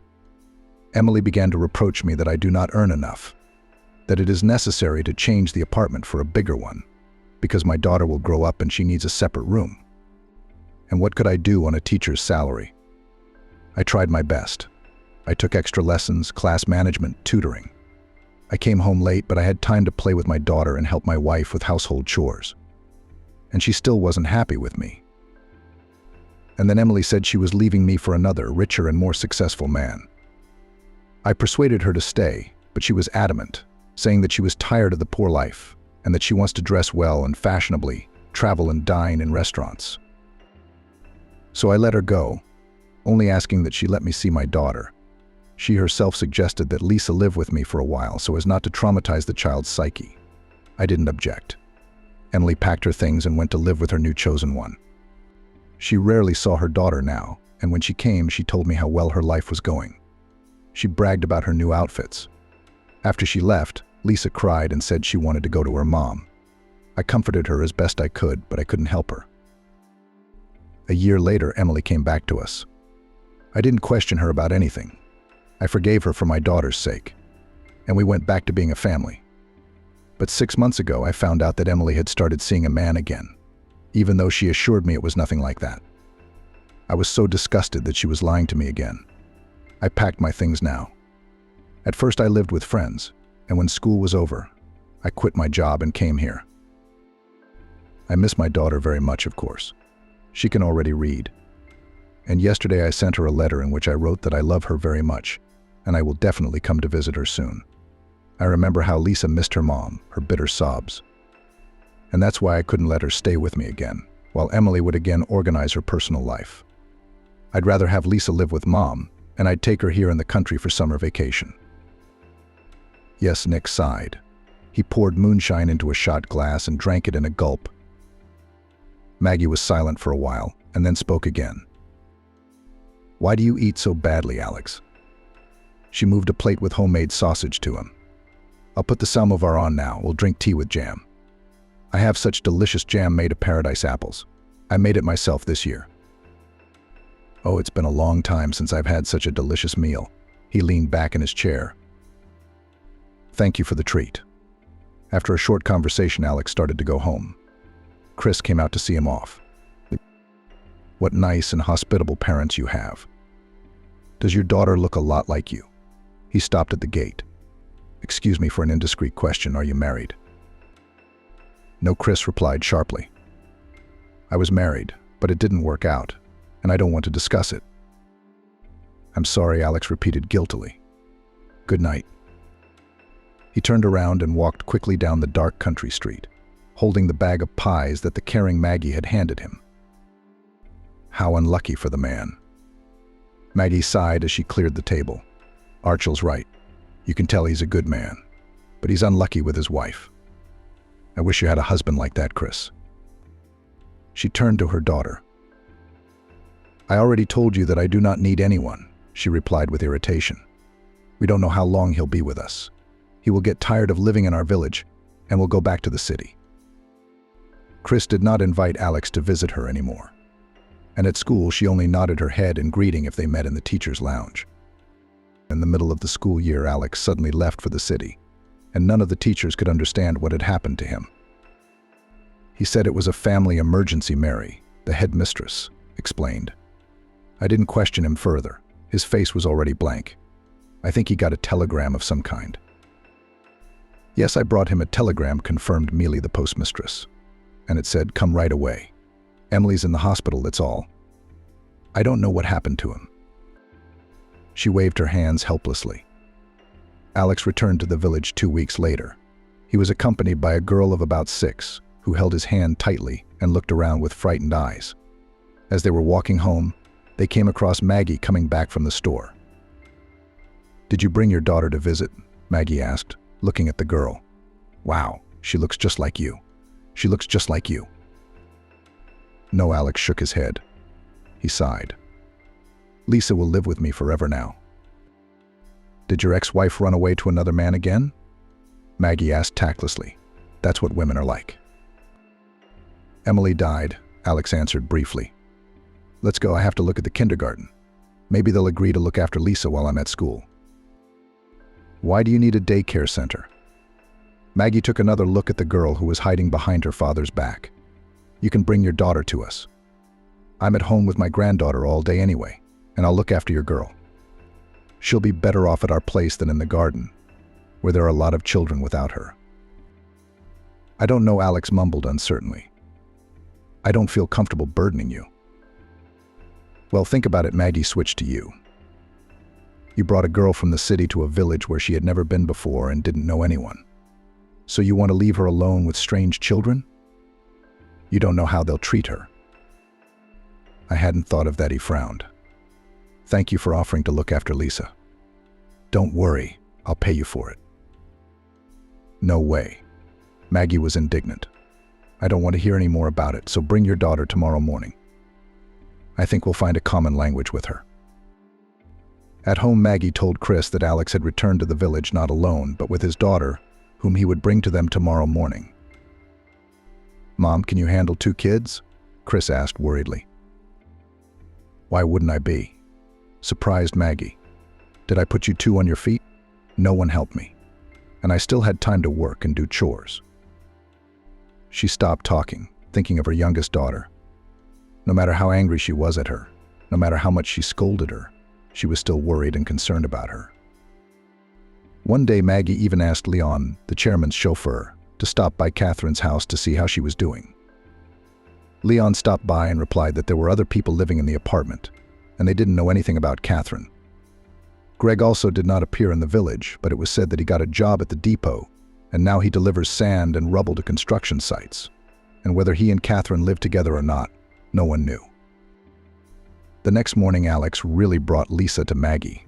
The girl did not want to let go of her father's hand, looking fearfully at strangers. "Have you ever seen a live piglet?" Maggie tried to distract her. "Come on, I'll show it to you.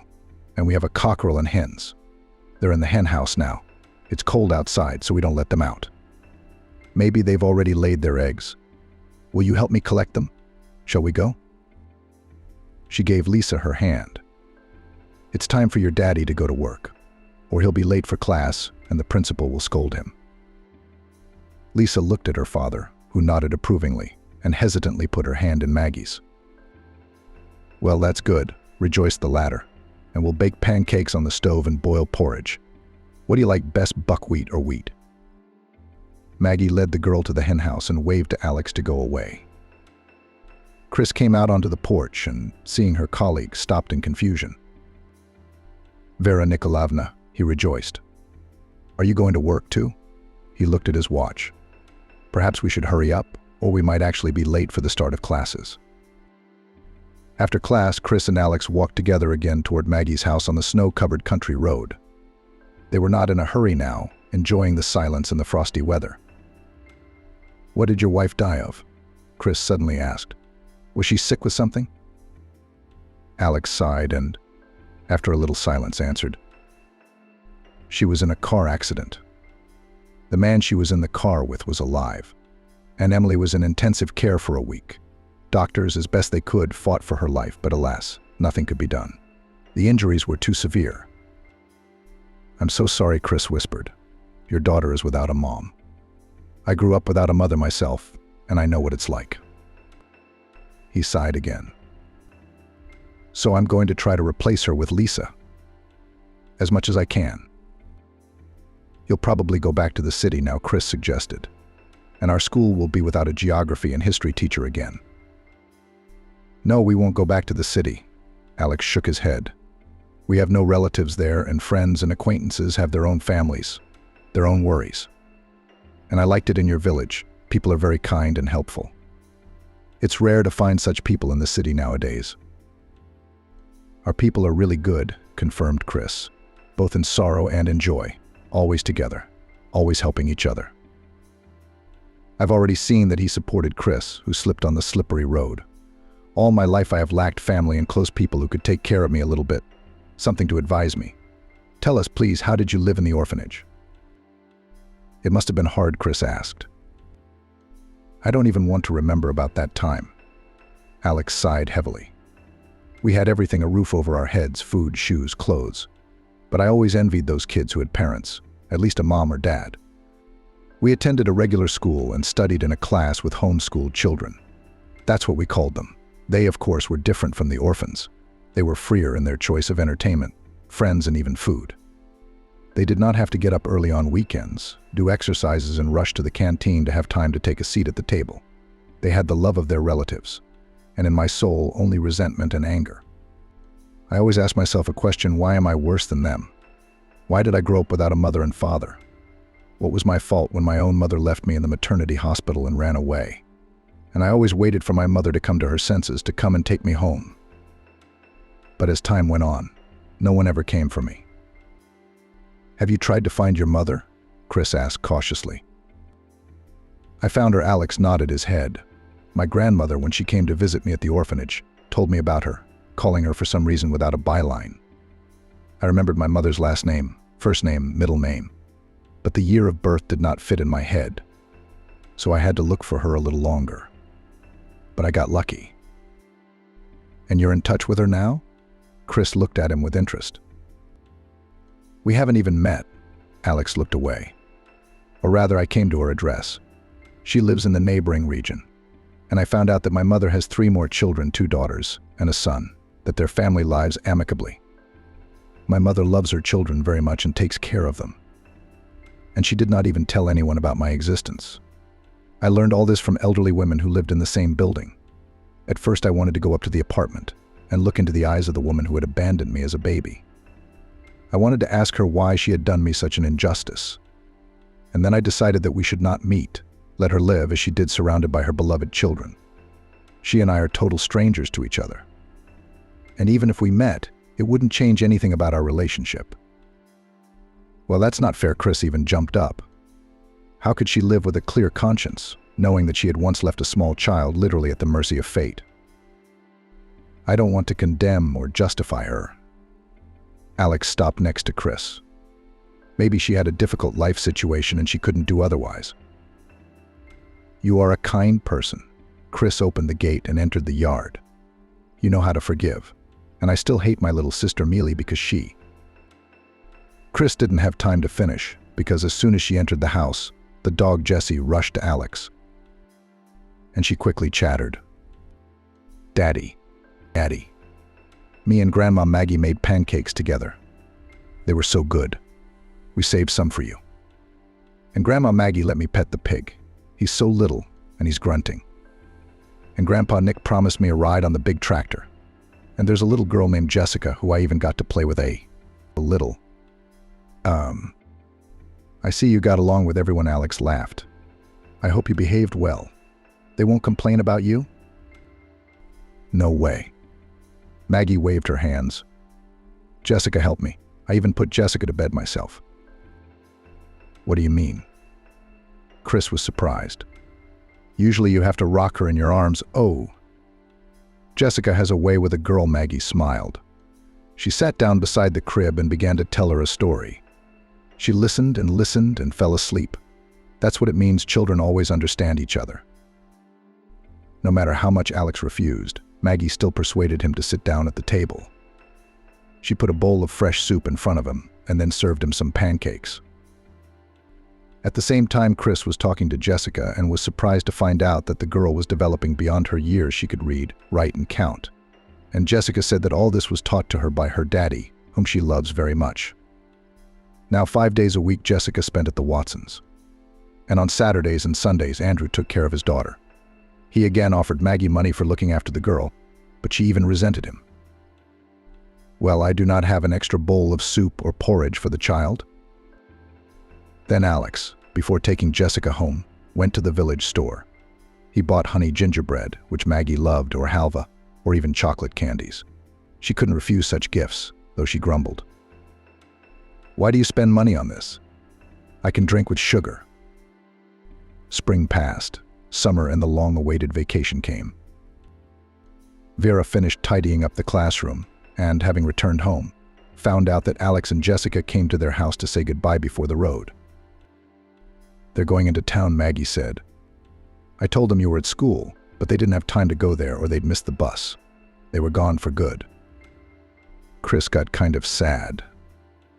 Remember I told you he wouldn't be in the village for long? I wanted to ask, but I didn't dare. Maggie looked guiltily at her daughter. What do you care? Well, he's gone and gone. But the students are left without a teacher again. Well, they can invite a new one. Chris nodded and went about her chores. But still she kept thinking about Alex, who wouldn't leave her mind. The next day she met Mary in the school corridor, who was on her way to her office. Excuse me, but I'd like to ask you something, Chris said in a quiet voice. And Mary stopped and looked at her in surprise. We won't have a geography and history teacher again in the new school year? Why, Chris, would you say that? Mary called all her teachers by you and first name, even though she had once taught. I haven't received Alex's letter of resignation. He's on vacation now and should be back to work at the end of August. But he left and took his daughter with him. Chris kept asking. If he had gone away for a few days, he could have left Jessica with us. I don't know what kind of business a man might have. Mary grinned. When he comes back, you can ask him about it then. Now, if you'll excuse me, I have some work to do. They're expecting a report from the town council. It was the middle of August. Alex and his daughter hadn't shown up in the village yet, but Aiden showed up and came to visit his mother. In the evening, he'd shown up at the Watsons' house drunk. Chris was the only one home. Maggie was at the neighbor's house, and Nick hadn't come home from work. Why didn't you tell me I had a daughter? Aiden looked at Chris with anger. Or do you have something to hide from me? I wanted to tell you, Chris grinned, but you were so into my little sister Emma, who was also pregnant. With you. So who did you have, a son or a daughter? Aiden looked away. A son. Congratulations on your heir. Chris grinned again. You and Emma must be very happy. What do you want from me? Why are you here? Are you still my wife? Aiden said uncertainly. We're not divorced, are we? Why don't we try living together again? And we have a daughter now. How will she grow up without a father? What about Emma? Chris squinted. You're living with two families, aren't you? You got a kid there too? Emma and I haven't lived together for a long time. Aiden sat down on a stool. We broke up right after the birth of our son, whom she gave to the orphanage. Gave him away where? Chris asked. Her own child? An orphanage? That can't be. Why would she want a sick child? Aiden took a cigarette out of the pack to light it, but remembering, put it back. The boy was born with some kind of abnormality. The doctors said we were going to have a hard time with him. So Emma decided to give up her son while he was still young. He'll be better cared for at the orphanage than his own mother. You know your sister, she doesn't think about anyone but herself. How could you let her do that? Chris paced nervously from side to side. And after all this, you dare to come here and ask us to live together? It's like nothing happened. Get out of here and don't let me see you again. But Aiden got up from his stool and came toward her. Get out, Chris shouted, pointing her hand toward the door. And forget you have a daughter. I'll never let you see her again. We'll see about that. Aiden kicked the stool, which fell to the floor with a clatter. When I want to see her, I'll see her. Who are you going to see? Maggie came into the room and looked menacingly at her son-in-law. What are you doing here? And drunk? I want to see my daughter. Aiden looked at his mother-in-law defiantly. I didn't even know she was born. They hid that fact from me. I'm offering Chris a family again. And she's stupid, doesn't agree. You'd think someone else would have a baby. I'm going to take a log and throw you off the porch, Maggie said firmly, moving toward Aiden. You'll forget your way back to us in no time. Yes, I gave you my trust. He took a swing at Maggie, but immediately grimaced in pain. Alex, who had entered the room at the same time, intercepted his arm and twisted it back hard. Are you going to leave, or will they throw you out of the house like a puppy? He asked Aiden sternly. What kind of a man are you if you're going to lay a hand on a woman? Who are you? Aiden raised his head, writhing in pain. Alex led Aiden out into the yard, brought him to the gate, and only then let go of his hand. I used to do sambo when I was young. So you don't want to mess with me, he told Aiden, and walked quickly back into the house. Did you come for good or just to get your things and papers? Maggie asked him. And Sarah, she's grown so much over the summer. I didn't recognize her at first. Of course she has grown up, Alex smiled. She'll be starting school on September 1st. Chrissy turned to her. Will you take another student in your class? Such a capable one. Of course I will, she smiled back. While Maggie was asking how Alex had spent the summer, Chris went outside and sat down on a bench. You've been gone so long? Mary began to speak. I thought you weren't coming back to the village. Did you go on vacation? We went to my mother's, Alex answered after a little silence. I thought about it for a long time and decided to meet her to find out why she did that to me. And you did? Chris whispered. Yes, Alex nodded his head. It wasn't easy for both of us, but still I was able to find the strength to forgive my mother, who literally knelt in front of me and cried bitterly. I also met my sisters and brother, my nephews. So I have a big family now. They kept us home too long. Persuaded us to stay forever, to live all together. But I'm not ready for such a change in my life yet. Did you find out why your mother abandoned you when you were still a baby? Chris asked cautiously.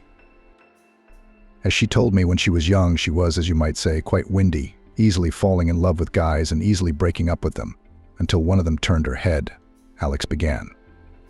After a while, her mother got pregnant and was even very happy about it, thinking that her lover would marry her right away. But it turned out differently. He left her and never showed up again. It was too late to have an abortion. Then she returned to her mother, who constantly reproached her and was ashamed of her dissoluteness. And yet my grandmother did not refuse to help and was ready to help in the upbringing of her grandson. But my mother decided in her own way, having given birth to a child, that is me, she refused him in the maternity hospital and went to live in another city. And she never remembered you? Chris was horrified. She says she did. Alex sighed, but she never tried to find me. She thought I was adopted by other parents and that everything was fine in my life. When she saw me on the doorstep of her apartment, she didn't even believe that I was her son. After all, it had been many years, Alex continued. Then we had a long talk with her. I told her about my life in the orphanage, about my grandmother, who sometimes visited me. My mother cried bitterly and constantly asked for forgiveness. She introduced me to her husband, my sisters and brother, not hiding from them that she had committed a great sin in her youth. To be honest, my sisters were very happy to have an older brother, and my little brother proudly declared that he wanted to be like me. I'm very happy for you, Chris said sincerely. Now you and Jessica have relatives, and you won't feel lonely. And the one who was rudely escorted out of the house, who do you belong to? Alex asked. Chris sighed. Husband, or rather, ex-husband. She told Alex everything that had happened recently in her life with Aiden. Yes, he stretched out, and after all that, he dares to show up at your door like that. But that's not all, she said, her head low. It turns out I have a nephew, only my sister put him in a boarding school because he was born with some kind of disease. I want to track down this kid and take him home with us. Maybe he can be cured with proper care and constant attention. You are a very good person, Alex looked at her with respect. I will try to help you. I still have some vacation days left. And tomorrow morning I'll go back to the city to collect information about your nephew. Only he hesitated. I'll have to stay with you for a few days. Chris nodded quickly and began to thank Alex for his help. He pulled a notebook out of his pocket and began writing down the information about Lexi and Aiden that Chris had told him. The next day, Alex took the first bus to town and returned from there a few days later. All this time, Chris and Maggie had been waiting impatiently for him. Chris and Maggie had already decided that they would definitely take the boy from the boarding school and take care of him. When Alex came into their house, they immediately rushed to him with questions. "I have 2 pieces of news for you," he said tiredly, sinking down on a chair. "Good and not so good. Which one should I start with?" "The good news, of course," Chris and Maggie exclaimed with one voice. "I managed to find out which boarding school your nephew and grandson was in. He really has health problems. The doctors found a heart defect, and without surgery they gave no chance for him to live a full and long life." "What's the other news?" Chris asked with bated breath. "Wasn't there? No?" No, Alex waved his hands. "Don't think anything bad, there's nothing wrong with the boy. Only he was adopted by foster parents who will be responsible for his treatment. They have both means and conditions for that." "We have to take our grandson," Maggie said firmly. "We don't want him to live with strangers when he has his own grandparents." "I'm afraid it won't work." Alex helplessly waved his hands. "They made all the necessary documents and took the child to another country. Maybe it's even better, because heart surgeries are very expensive. That means that your grandson has a good chance to live on." Lexi, Maggie covered her face with her hands. "What have you done? How could you have the conscience to get rid of your own child? You should have brought her to us if you didn't want to raise her yourself." She got up from the chair and went into the other room. "Thank you so much for helping us find out about the nephew we'll never see." Chris looked at Alex with gratitude. "Without your help, it would have been much more difficult for us." On September 1st, the schoolyard was crowded as usual. Chris had lined up her first grade class and was now observing the students. Jessica stood serious in the white blouse and dark blue sundress that Maggie had ironed for her yesterday. Alex admired his daughter from afar and involuntarily shifted his gaze to Chris, who was nervous again, as if she was receiving her first graders for the first time. After lessons, just like a year ago, Chris and Alex left the school together, and Jessica ran to Grandma Maggie and Grandpa Nick to tell them how her first day of school had been. "To be honest, when I came here, I thought that I wouldn't stay here for a long time, and right after the end of the school year I would go back to the city," Alex said, looking at the blue sky, where white fluffy clouds were slowly floating. "And what do you think now?"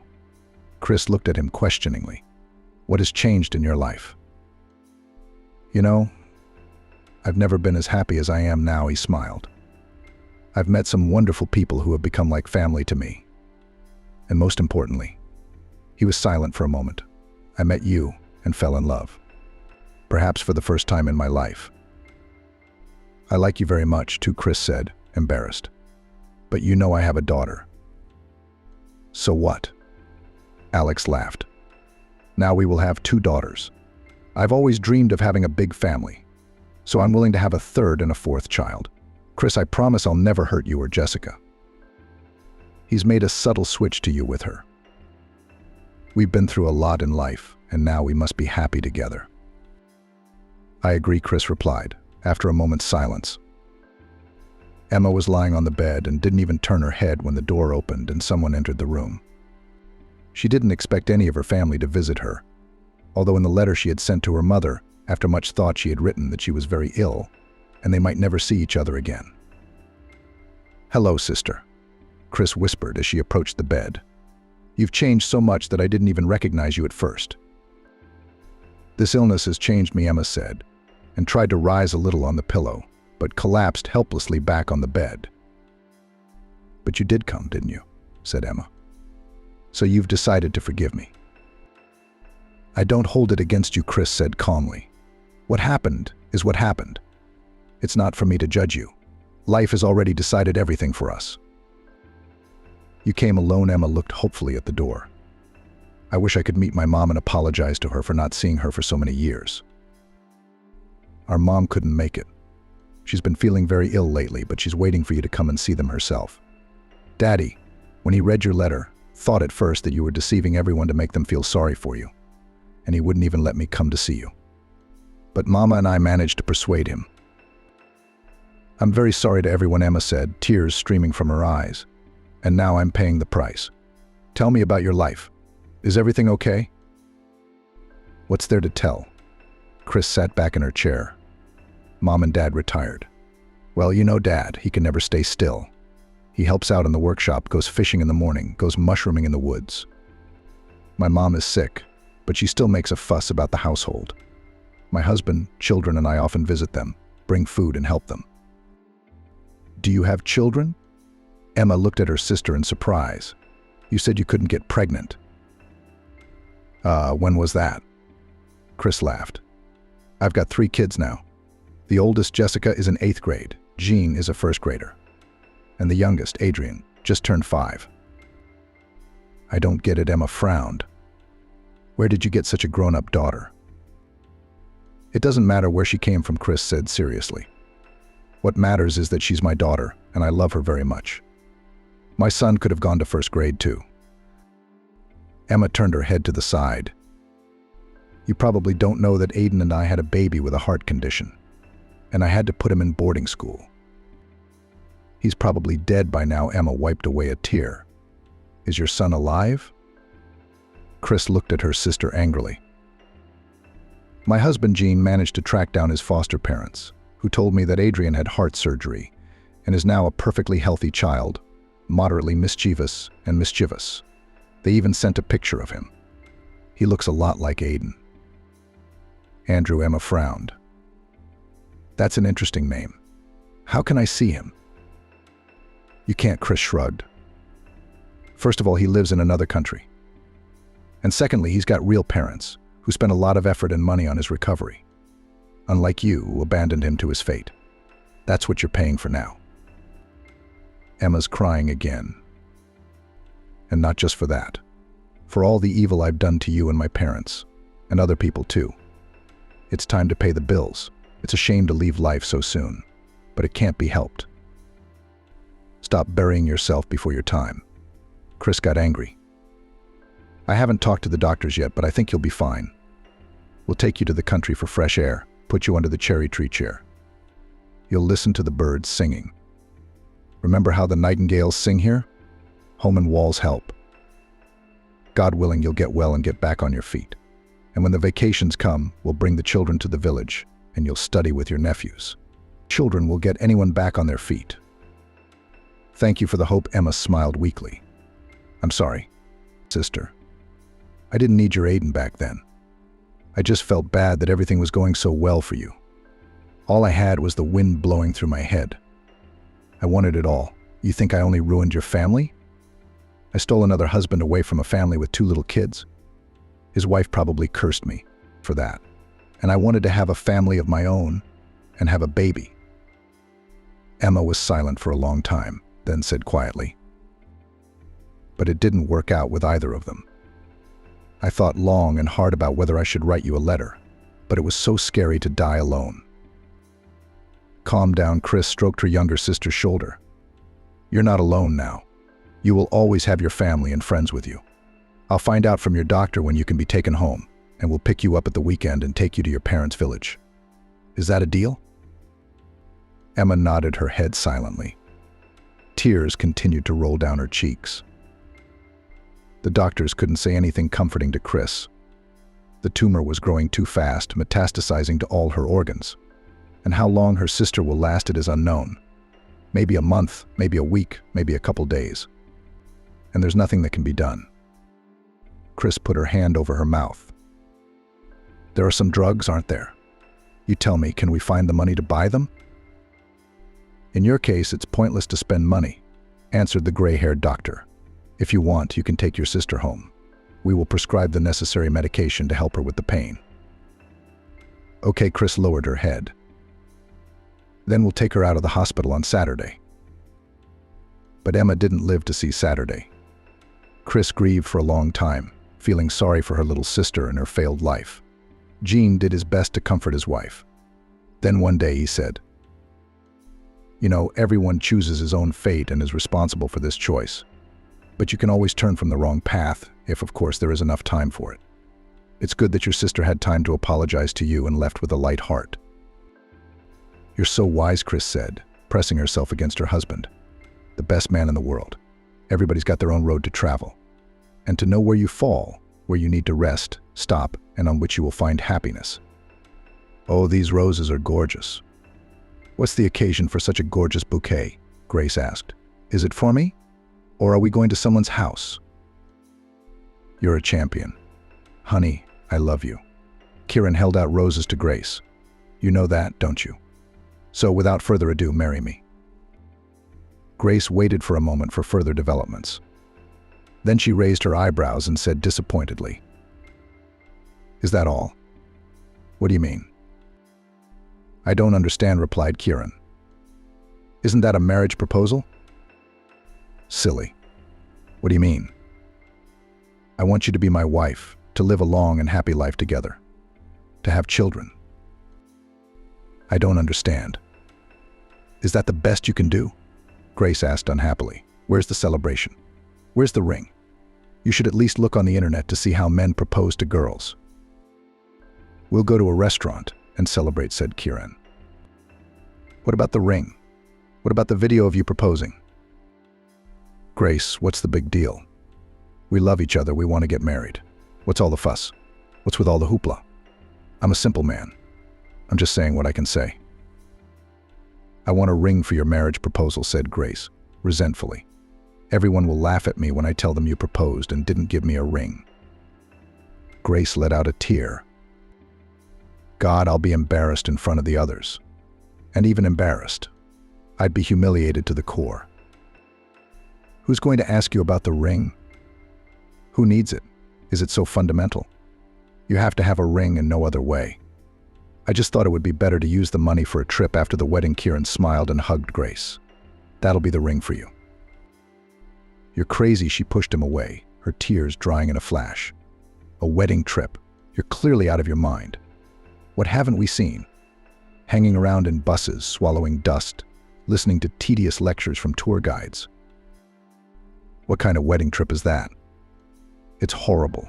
Who would you tell about a honeymoon like that? We'd be laughed at, Grace said, indignantly. People go abroad and we're like idiots on some itinerary. We should go to Turkey as a last resort. Who's going to laugh? Kieran was getting nervous. Who cares about our lives? Grace, you're saying the wrong thing. Turkey can wait. We haven't seen anything here.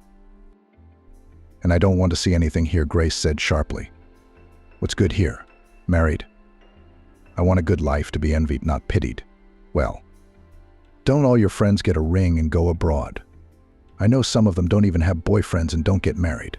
Why do I have to settle for the worst? I want the best. Kieran. Grace laughed out of turn and hugged him. When should one want everything but when one is young? Later, when we are old and sick, we shall not want anything. But now I want it. I really want the ring, and Turkey, and the video. I'm afraid your demands don't match my possibilities, said Kieran sadly.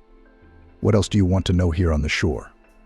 Or when we're going to set sail for the voyage of a lifetime? I'm afraid I can't give you what you want.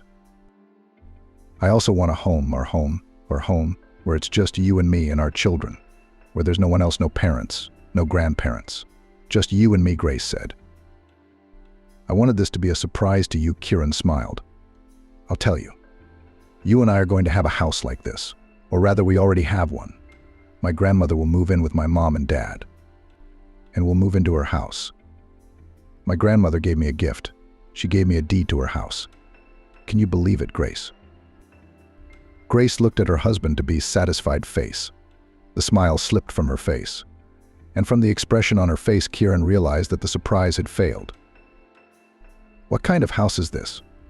Grace said with a tone that tolerated no objection. It's a 60s Khrushchevka. My idea of a house is at least 2 stories, floor-to-ceiling windows, underfloor heating. And I walk barefoot on the warm floor. Look through these windows and enjoy this house. This is home. Grace, your dreams are unrealistic, Kieran objected. Other people live in apartments all their lives. They don't have a place to live and don't expect to. We have a whole house, 4 rooms, a kitchen, a veranda. We can add a bathroom.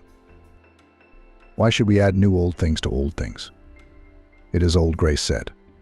And then, I told you before, why should we look up to those who are doing worse than we are? We have to reach for the best, strive for it, and then everything will work out. I'm sure of it. You'll see, Kieran. Everything will work out and we'll have everything.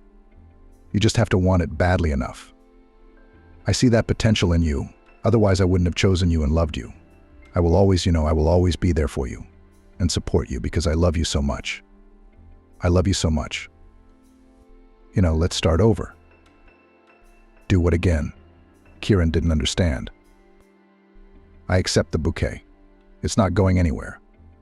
Flowers don't last forever. And you properly organize a marriage proposal. Get ready. Buy a ring, but make sure it's a diamond. Even if it's small, it has to be a diamond. Book a restaurant, invite your friends, have a professional video shoot, maybe some fireworks, the whole thing. Grace, I don't like the whole staged thing. It just feels so fake to me. I'll feel like a clown. Love is a two-person feeling. It likes silence, not fireworks. And I really, really want it all. For me, for my lovely future wife. Can you make it happen? I need it, Kieran. She looked ingratiatingly into his eyes and asked, Please, Kieran. Kieran once again tried to convince Grace that this was an unpleasant situation for him. Grace, here you keep saying that you want to be envied. Why would you do that? Because everyone knows that envy is a bad thing, both for the person who's envious and the person who's envious. I feel good when I'm envied. It makes me feel so euphoric, so energized. So sweet, Grace replied. Naughty. She laughed. That's the kind of wife you're going to have, Kieran. Not vicious, but determined. I look envious men in the eye and taunt them with my superiority over them, the wretches. Grace, you are also a great sinner, said Kieran, putting his arms around her and kissing her. Then he looked intently into her eyes, which were burning with a passion he did not know, and said, Pride in you is overflowing, and this is a great sin. But I love you. I love you. Since when are you such a believer? Grace asked quietly. Well, it's all right. It's the way it should be. Different poles attract. You and I are so different. I'm the devil by your standards. You're an angel. And we're drawn to each other. That's love, Kieran, Grace whispered in his ear, her voice husky. He recognized that intonation when her voice became unreal, with an altered timbre. It meant she was aroused and wanted him. I love you like this. Yes, darling, yes, Grace whispered. That's what love is, and love justifies everything. Grace had everything she wanted: a marriage proposal, a party, a ring, a noisy company, a video shoot, and even fireworks. And most importantly, she saw the envy in her friend's eyes, unconcealed envy. And from that, as she thought, the holiday was a success. This is how she will go through life, so that everyone envies her and burst from this envy. And Kieran, although he has his own opinion, Grace knows how to tame him and direct him in the right direction. In spite of everyone, she will be happy, and she and Kieran will have everything they want. They just have to want it badly enough. The wedding of Kieran and Grace also thundered on a large scale, accompanied by noisy fun and videotaping. Afterwards, they visited Turkey, realizing their wish at her behest. Such noisy festivities were not in keeping with Kieran's character. He was very tired. Very tired. Even a vacation in Turkey had not done him any good. He was glad it was time to go to work. Grace's energy kept him on his toes. Maybe those who live together before marriage are right. At least they could figure out if they could live together. Or were they so different that living together was impossible? Kieran loved Grace very much, so he could not propose an unofficial marriage to her. He felt he would humiliate her with this proposal. He thought Grace deserved to be a real, legal wife. So a little old-fashioned, or rather, not modern at all, was Kieran. And all because of the way he'd been brought up. Both grandmother and mom and dad were educated, cultured people, and always resented the relationship between a guy and a girl like try to live together, and then already in register marriage. Mother, and especially grandmother, could not understand how these cohabitants had already had 2 children, and still could not make up their minds whether to get married or to try further. That's why such relationships were taboo for Kieran. But now, yes, he's very tired of Grace. I think with the money we have left after the vacation, we should make some cosmetic repairs in the house, said Kieran, when he and Grace moved into the house of his grandmother. Not at all. Grace replied emphatically. I don't see the point of such an investment. We should build the new house we want behind this house. And then this one should be demolished, Kieran grinned. Who are we? Do you know how much money is needed for such a dream? We don't have that much money. And we don't know if we will have it. We need more than the crumbs we have left from the gift money to start building. It starts small, Grace said confidently. We'll get a loan from the bank and we'll build. Not invest in this old place, but build a house from scratch that will really be ours. Unrealistic, said Kieran. I don't earn enough to get into bank debt. They'll find you another job. We'll cover the loan with our main salary and live on our part-time jobs. And your salary? It won't be part of our family budget? Kieran asked. Well, Kieran, how could you ask me that? I didn't expect that from you. Grace laughed, switching to a joking tone. I am a woman. I have my own needs. I need money for them too. So my salary will be used for those proverbial pins. And then the house and the lot are yours alone. What's the point of me investing in it? We'll build the house together.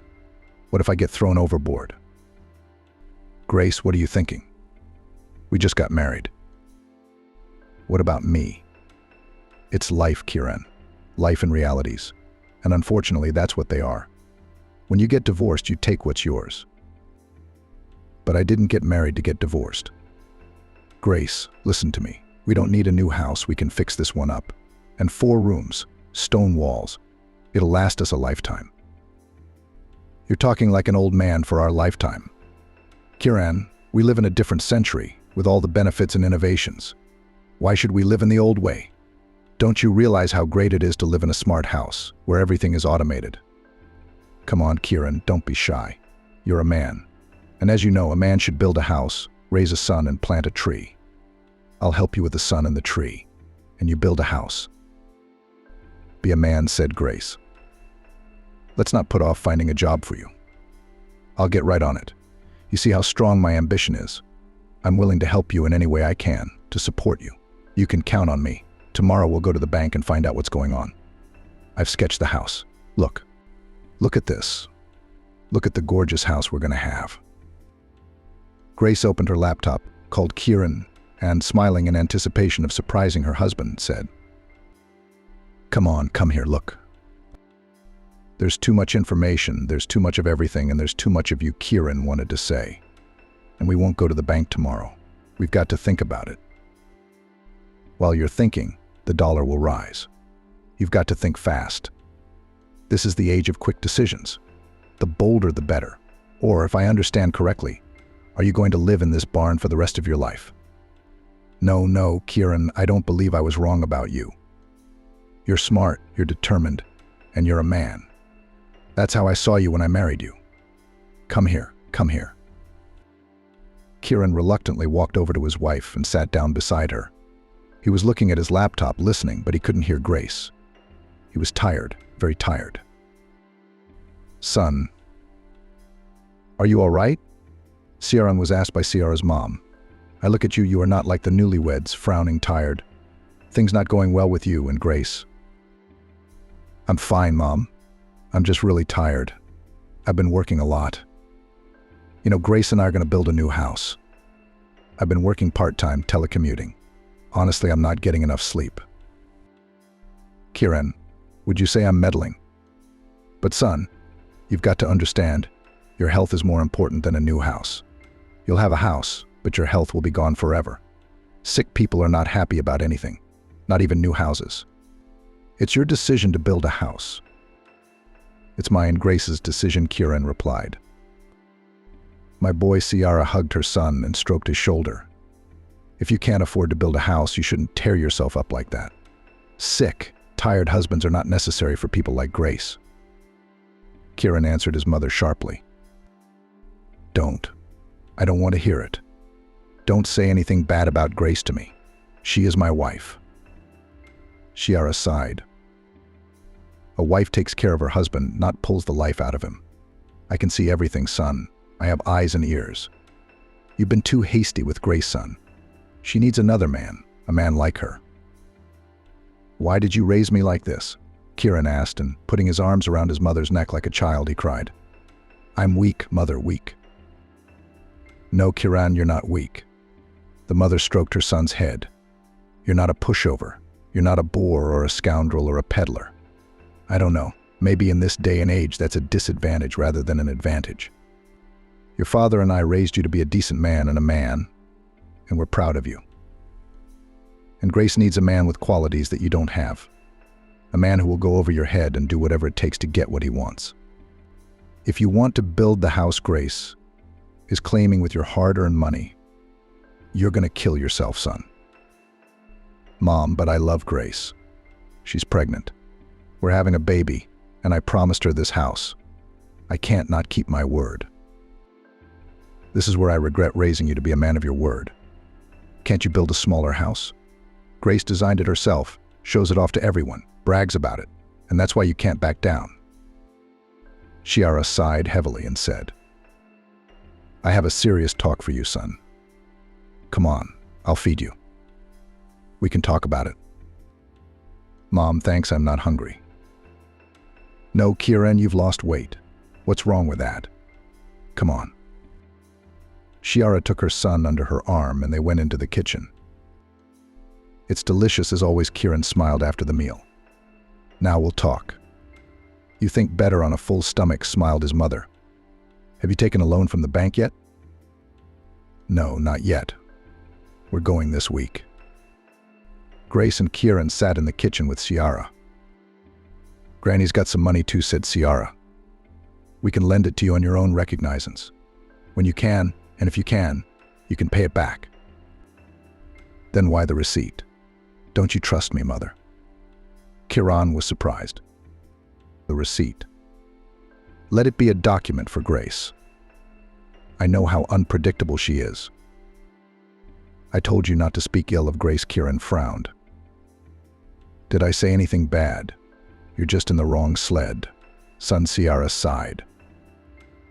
"Oh, Kieran, it's great that we don't have to go to the bank," Grace said brightly. "Listen, since we have money to build a house, why don't we buy me a car on credit? Why? Do you have a second job? We can afford it. My belly's going to grow soon. Where will I go with it on the shuttle buses? And then the baby comes, how am I supposed to carry it?" "Wait," Grace. Kieran stopped her. "The money for the house came with conditions." "What conditions?" Grace asked unhappily. "Well, for one thing, it's a loan. Here's a receipt notarized by a notary. And secondly, on the condition that I'll work only at my main job, I'll give up my part-time job." "And we won't say you're moonlighting," Grace smiled conspiratorially. "But if we don't, who's going to know?" "Grace, honey, I want a car so badly. I can't even imagine driving to work. Everyone would be jealous," she laughed. "I'm not buying you a car. I feel sorry for people. Don't let anyone die. Let them live." Kieran tried to turn the conversation into a joking mode. "Kieran, please, please. A car for a woman is a necessity," Grace whimpered. Grace. I don't know if it's jealousy or work that's going to kill me. Is that what you want?" Kieran answered his wife seriously. "Can't you see I'm having a hard time? I sleep for 3 hours, I get up at 6, and then the money is on loan. I have to pay it back from every paycheck. I'll cover the debt." "What do you mean, on credit?" "They're your parents. Won't they forgive you for this money? They gave us all their money," Grace persisted. "Do you understand that?" Kieran asked. "Do you really think I'd leave my parents without money?" "I don't know," Grace shrugged. "Other parents forgive. And then they won't even have time to save for retirement. They're past their youth. They don't have a lot of wishes. They could have sacrificed that much money for their own son." Grace smiled and pouted like a child. "Do you really want your wife to work her ass off on the buses?" Mom was right, Kieran thought. That's why she had the debt notarized. Grace's needs not everyone can handle. "Look, Grace, ask your parents for money for a car," Kieran dared to say. His wife's demands were starting to piss him off. "I'll tell you right away, I'll give up my part-time job.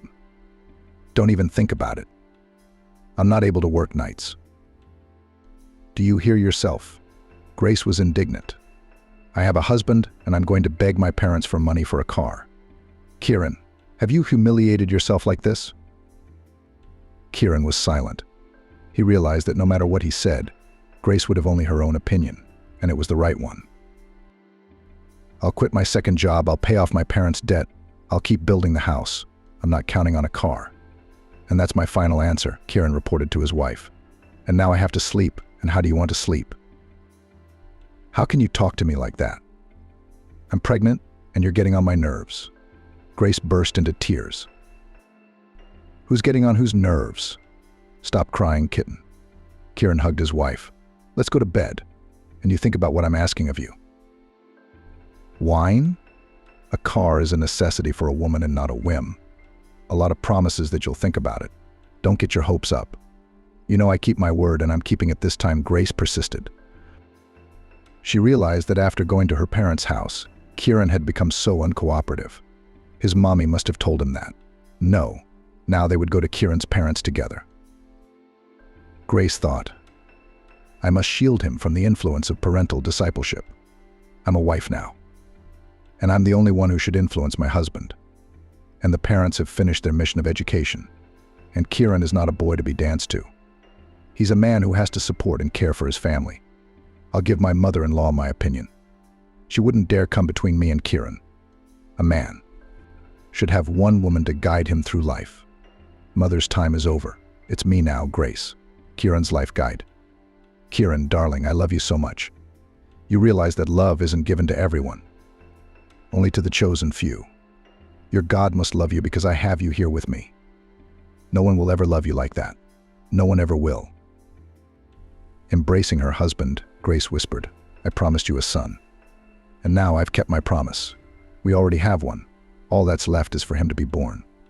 Can you imagine, our favorite son? Kieran was happy with Grace being ever so slightly enthusiastic, but demanding nothing from him. They lay, they talked, they kissed. They loved each other. And in this moment there was no talk of the house, of how Grace would put it up, of how far her dreams had come, and how she was going to work hard to make those. And for Kieran, unrealistic dreams come true in their lives.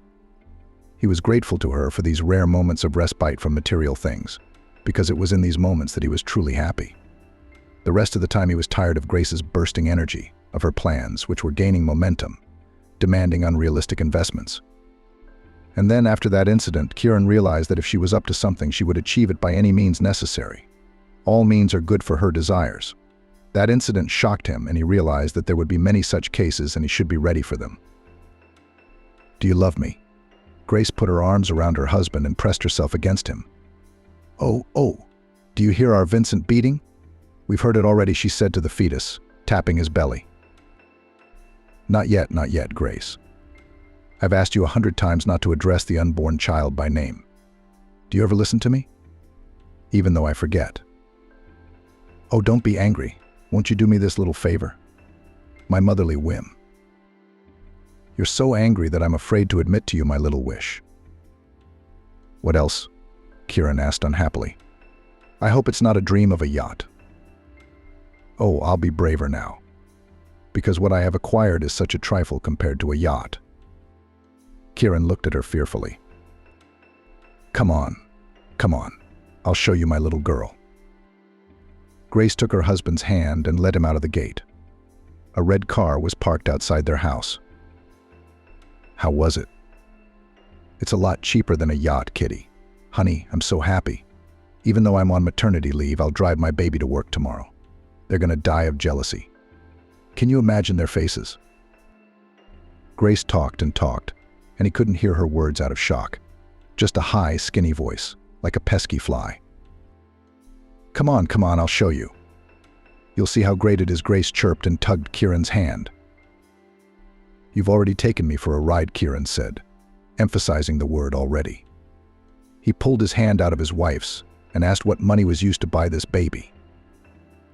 He had never spoken so rudely to Grace before, but here he could not bear it. He couldn't help himself. Are you out of your mind? We're building a house. I was against the car. Why don't you listen to me? You only hear yourself. Sometimes I think you're insane."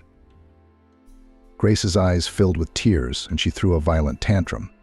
Kieran didn't want to see the tantrum and thus encourage it. He did not rush to comfort her. He turned around and went home. He waited for her to show up, but she wasn't. Kieran got worried and went outside. Neither Grace nor the car was there. Where was she? Where had she gone? The distraught pregnant woman got behind the wheel and sped off. Where would he look for her? He called her cell phone. The calls came in, but she didn't answer. His head split in two with worry. He began to get headaches very often. It had never happened before. But once he got married, it became a frequent occurrence. Kieran went into the house, took his medicine, made another call, and heard Grace's cell phone in her bag lying on the couch. He called Grace's parents, but she wasn't there, and her friends didn't have her either. She got home late, close to midnight, and as if nothing had happened, she rattled on. "Cottage. You can't imagine how everyone sighed with envy when they saw my little girl. I'm in a wonderful mood, even though you're mad at me. No one's going to ruin my happiness. So Kitty, no need to get upset and get on each other's nerves. It's done." Kieran was silent. He was so nervous that his headache wouldn't let go. You feel good when others feel bad. Vampire was all Kieran could say. Yes, I'm your little vampire," Grace adopted a playful tone. "And now I'm going to bite you, and then I'm going to kiss you." She threw herself around Kieran's neck, but he pulled her away from him. "I can't see you. I can't. Go away nicely." "Where would I go, Kieran? I'm your wife. And as you know, husband and wife are the same Satan. And then we'll have a son." "Satan is you," Kieran said. "I'm beginning to realize that we've rushed into marriage. You and I are different, you know. I think I'll have to put up with you and your delusions all my life." "I'm getting a headache." I'm sorry, Kieran," Grace cried. "I know it must be hard for you, but it's only at first. It's like that for everyone, until you get used to each other. And then they get used to it and become one. Understand, my dear man. Love is not for everyone. And I love you so much. I can't do it without you. I can't." "Where did you get the money for the car?" Kieran interrupted Grace's passionate speech. "I'm talking about love, you're talking about money. So which one of us is the mercenary? I asked you a question. How hard is it to answer without all the waterworks? Just answer." "I bought it on credit. I made the down payment with the money you were saving for your parents." Grace stopped talking. "I suppose you'd better not know where the money is," said Kieran. "You'll be on maternity leave with the baby. How are you going to pay off the loan?" "It's not that much money, though. The car isn't cheap. I think we'll be able to pay it off in no time." "Who's we?" "IA." Grace grinned. "We were plowing," said the fly that sat on the ox's horns. "Well, you're the fly, the annoying fly that's bothering me, and I want to swat it in one fell swoop to be free of it." "Don't do that," Kieran stopped himself. "I promise it won't happen again. Believe me, we'll have a child, your son and mine. We'll have a new home. Imagine how happy we'll be. We'll come to each other. You'll see how great it will be." Now, if he had any money, Kieran kept it only on his card. The PIN number, known only to him, was unknown to Grace. He knew it was dangerous to keep money in the house without consulting him. Grace instantly found a use for it. For a time, Grace ceased her frenetic activity about the ideas and prospects she was creating for her husband. A child was born in Los Angeles, and she was fully immersed in motherhood, which pleased Kieran very much. Grace was probably right. Kieran thought it would take time for them to get used to each other. 6 months had passed since the birth of baby Vader, and Grace had resumed her efforts in the area of perfecting her family. She realized that their house was being built, and it was her credit. She had insisted on such a beautiful, comfortable, modern home. She had bought herself a car, it is true, against Kieran's wishes. But how comfortable she is now. And then it was her dream come true, too. Kieran took a break from her ideas. Time to get back into work, Grace thought. Otherwise, if her husband isn't pushed to exploits, the mire of a frustrated bog awaits him. There needs to be movement. Movement is life. I will not let Kieran die in this quagmire. I will push him forward, encourage him. We'll get to such heights, everyone will gasp and die of envy. Kieran, have you thought about changing jobs? Grace asked. You can't stay in the same rut with a steady paycheck. I think a man needs development, to move up, to feel on top of things. Somehow, Kieran, you've accepted your average salary, your status as a manager. If you see that the job is unpromising, is it worth holding on to it? I see your potential and I think you're capable of more. I'm happy with the job, Kieran replied. And then Grace. It's not easy to find a high-paying job in this town. This isn't Los Angeles. The rates are different here.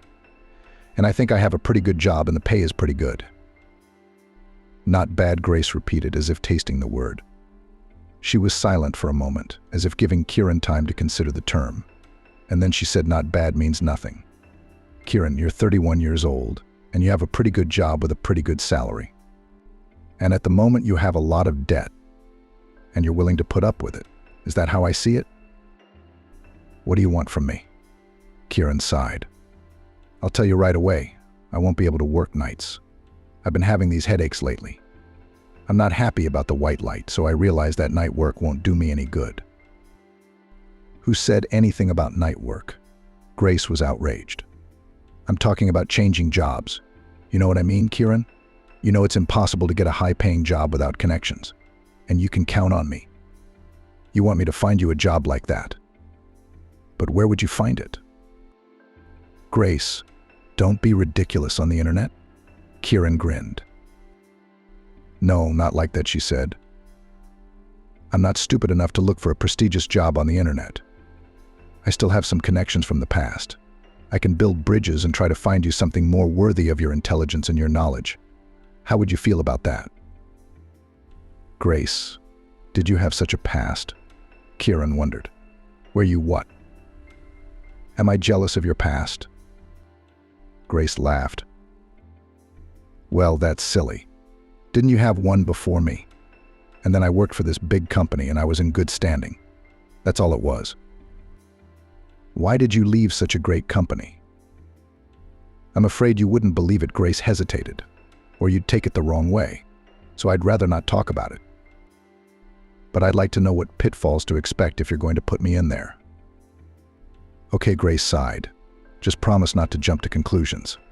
Listen. My boss's wife was jealous of me for him, but not of the boss himself, but of the head of the department I worked in. That's funny, Kieran snorted. But you couldn't prove your innocence? I wasn't going to prove it, it's beyond me, Grace said. I just quit, that's all. And you want people to say behind my back that I'm the husband of the woman who was having an affair with the boss. I knew it, Grace said sharply. I didn't, and haven't been hooking up with anyone. And you're a man. Are you afraid of some idle gossip? It's ridiculous. Kieran, if you're a man, you should be afraid of small wages, low ranks, and poverty, not gossip. We have a son growing up. He needs a good kindergarten, not a bunch of snotty kids where he'll always be sick, but a real elite one. Then you are not going to give him to a simple high school, where they raise drug addicts and alcoholics for the future of the country. Grace kept coming at him. The kid should be in a school with good kids from good families, not with the rabble where he's going to become the same rabble. Grace, you're making it worse, Kieran objected. I went to high school and, as you can see, I didn't become a rabble. Don't compare, Grace said. It's a different time. The worthy join the worthy. And the trash? She didn't finish.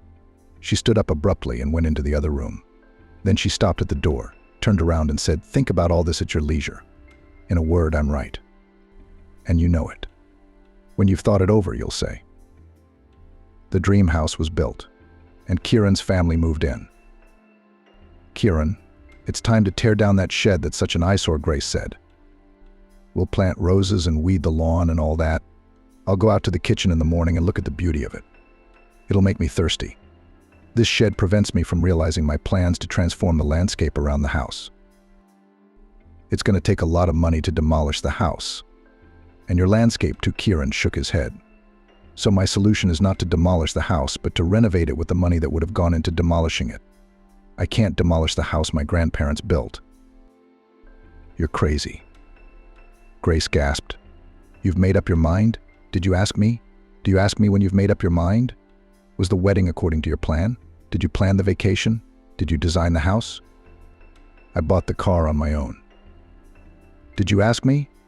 Are you going to do this for the rest of your life? I'm going to have this barn and this car in my face. Grace was torn up with emotion.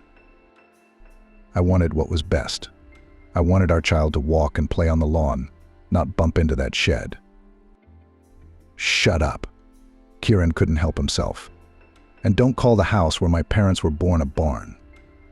There's no telling how things will turn out. Maybe someone else will have to live in this house. I could use the extra room. It would prevent me from being completely happy. Grace took a breath. I didn't envision our home that way, and this shed is a hindrance to that. Kieran glanced at his wife, and she stopped talking. And you know, Kieran, people will come to the housewarming party and be surprised by this wreck in the middle of the yard. The old house steals the impression of the new. I don't think anyone's going to be jealous to see that wretched thing in the yard. It's a good thing they won't. They'll sleep better. Kieran interrupted her rudely. You don't think they will this time? Accept it. And even your tears won't make me back down. After the quarrel, Grace did not speak to her husband for a week. She hoped to get what she wanted by keeping quiet. But she realized Kieran wasn't that simple. Once he'd said something, he was unlikely to change his mind. But that's all right, she'll get her way in other ways. Grace, as a hostess, was proud of her brainchild and showed the guests the possibilities of the smart house. Despite the old house in the backyard, everyone admired the new home. But she didn't invite guests just to show off. She had her own plans for them. She decided to tear down the old house with their hands to get their support.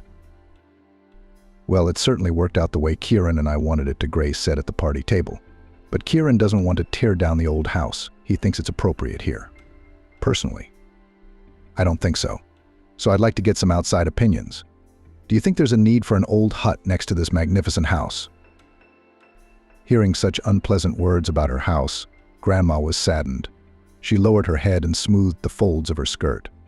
She cried furtively, quickly wiping away her tears with her handkerchief so no one would notice. Kieran's mother put her arms around his grandmother and pulled her close.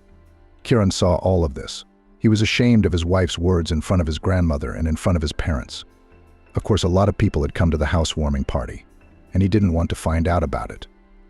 He didn't want to spoil the holiday for those who came to enjoy their new home and have fun.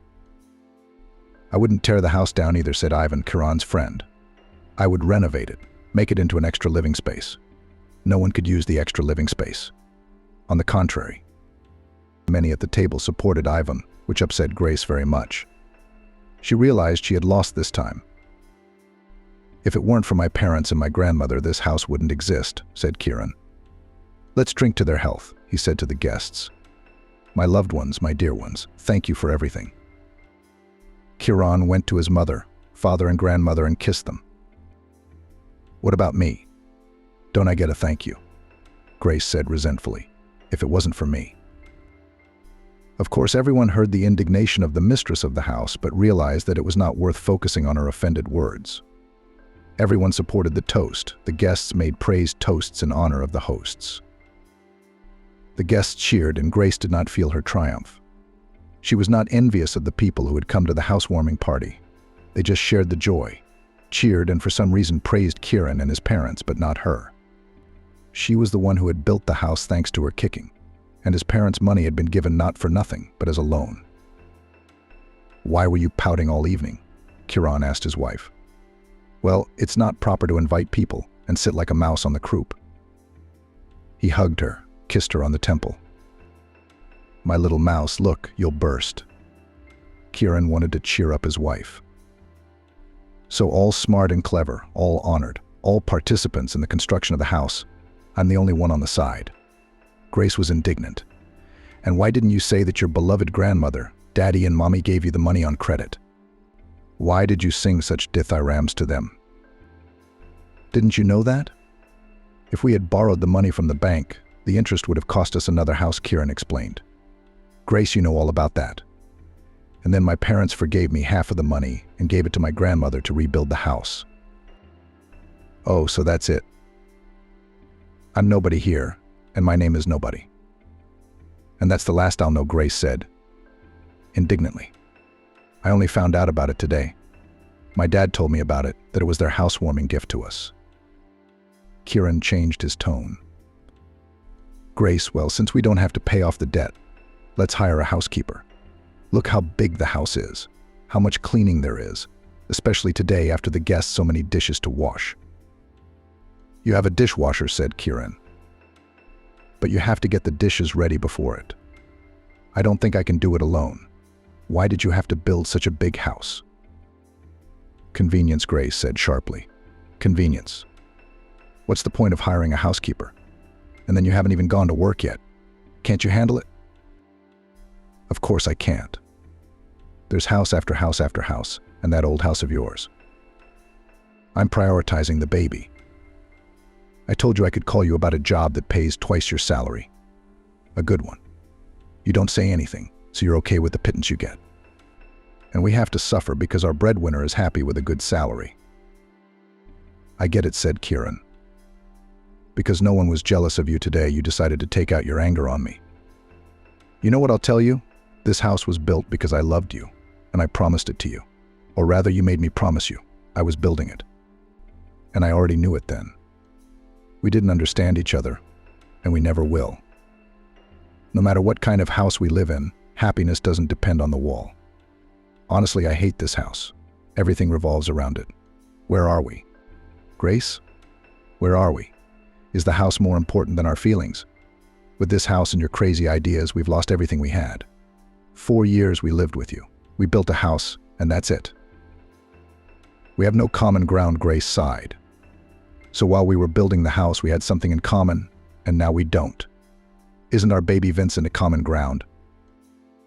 Grace, we dreamed of this house. We dreamed of how happy we'd be to live in it, Kieran said. You were the one who dreamed of it. I was just the doer. I don't want to stay in this house. I have a terrible headache from your arguments, your frustrations, and your irritation. I'm going to sleep at Grandma's house. Is that what you're going to keep it for? To run away from me? Kieran didn't respond to his wife's words, only shut the door tightly behind him. Grace went into the kitchen. She didn't want to look out of the windows at that hot on chicken legs. For the first time in their 4 years together, Kieran had not slept with her, had defiantly gone to that hovel she hated. No, she doesn't want that kind of strife. First, he will not lie in the marital bed. Then he will find himself a mistress. And then, perhaps, will wish to divorce her.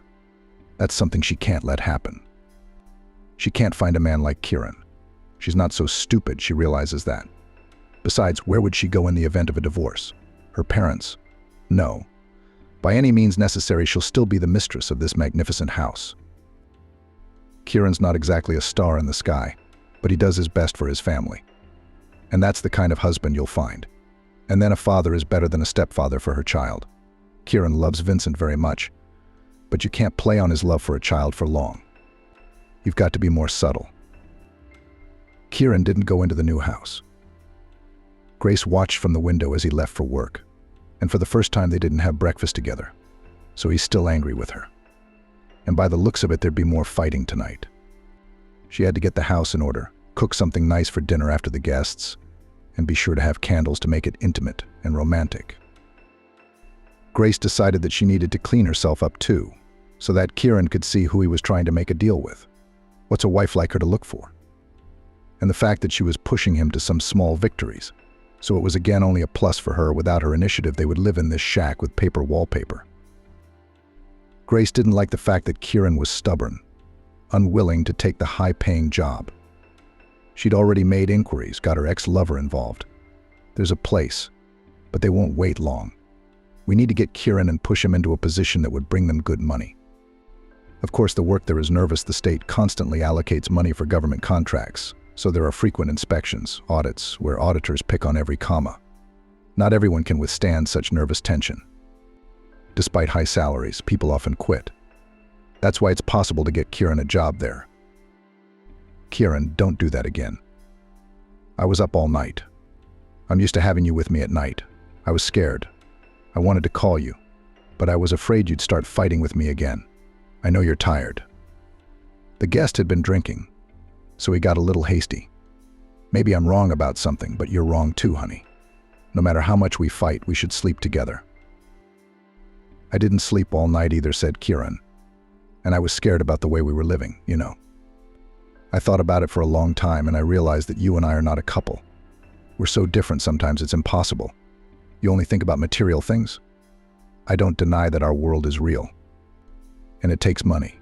But I can't give you as much money as you want.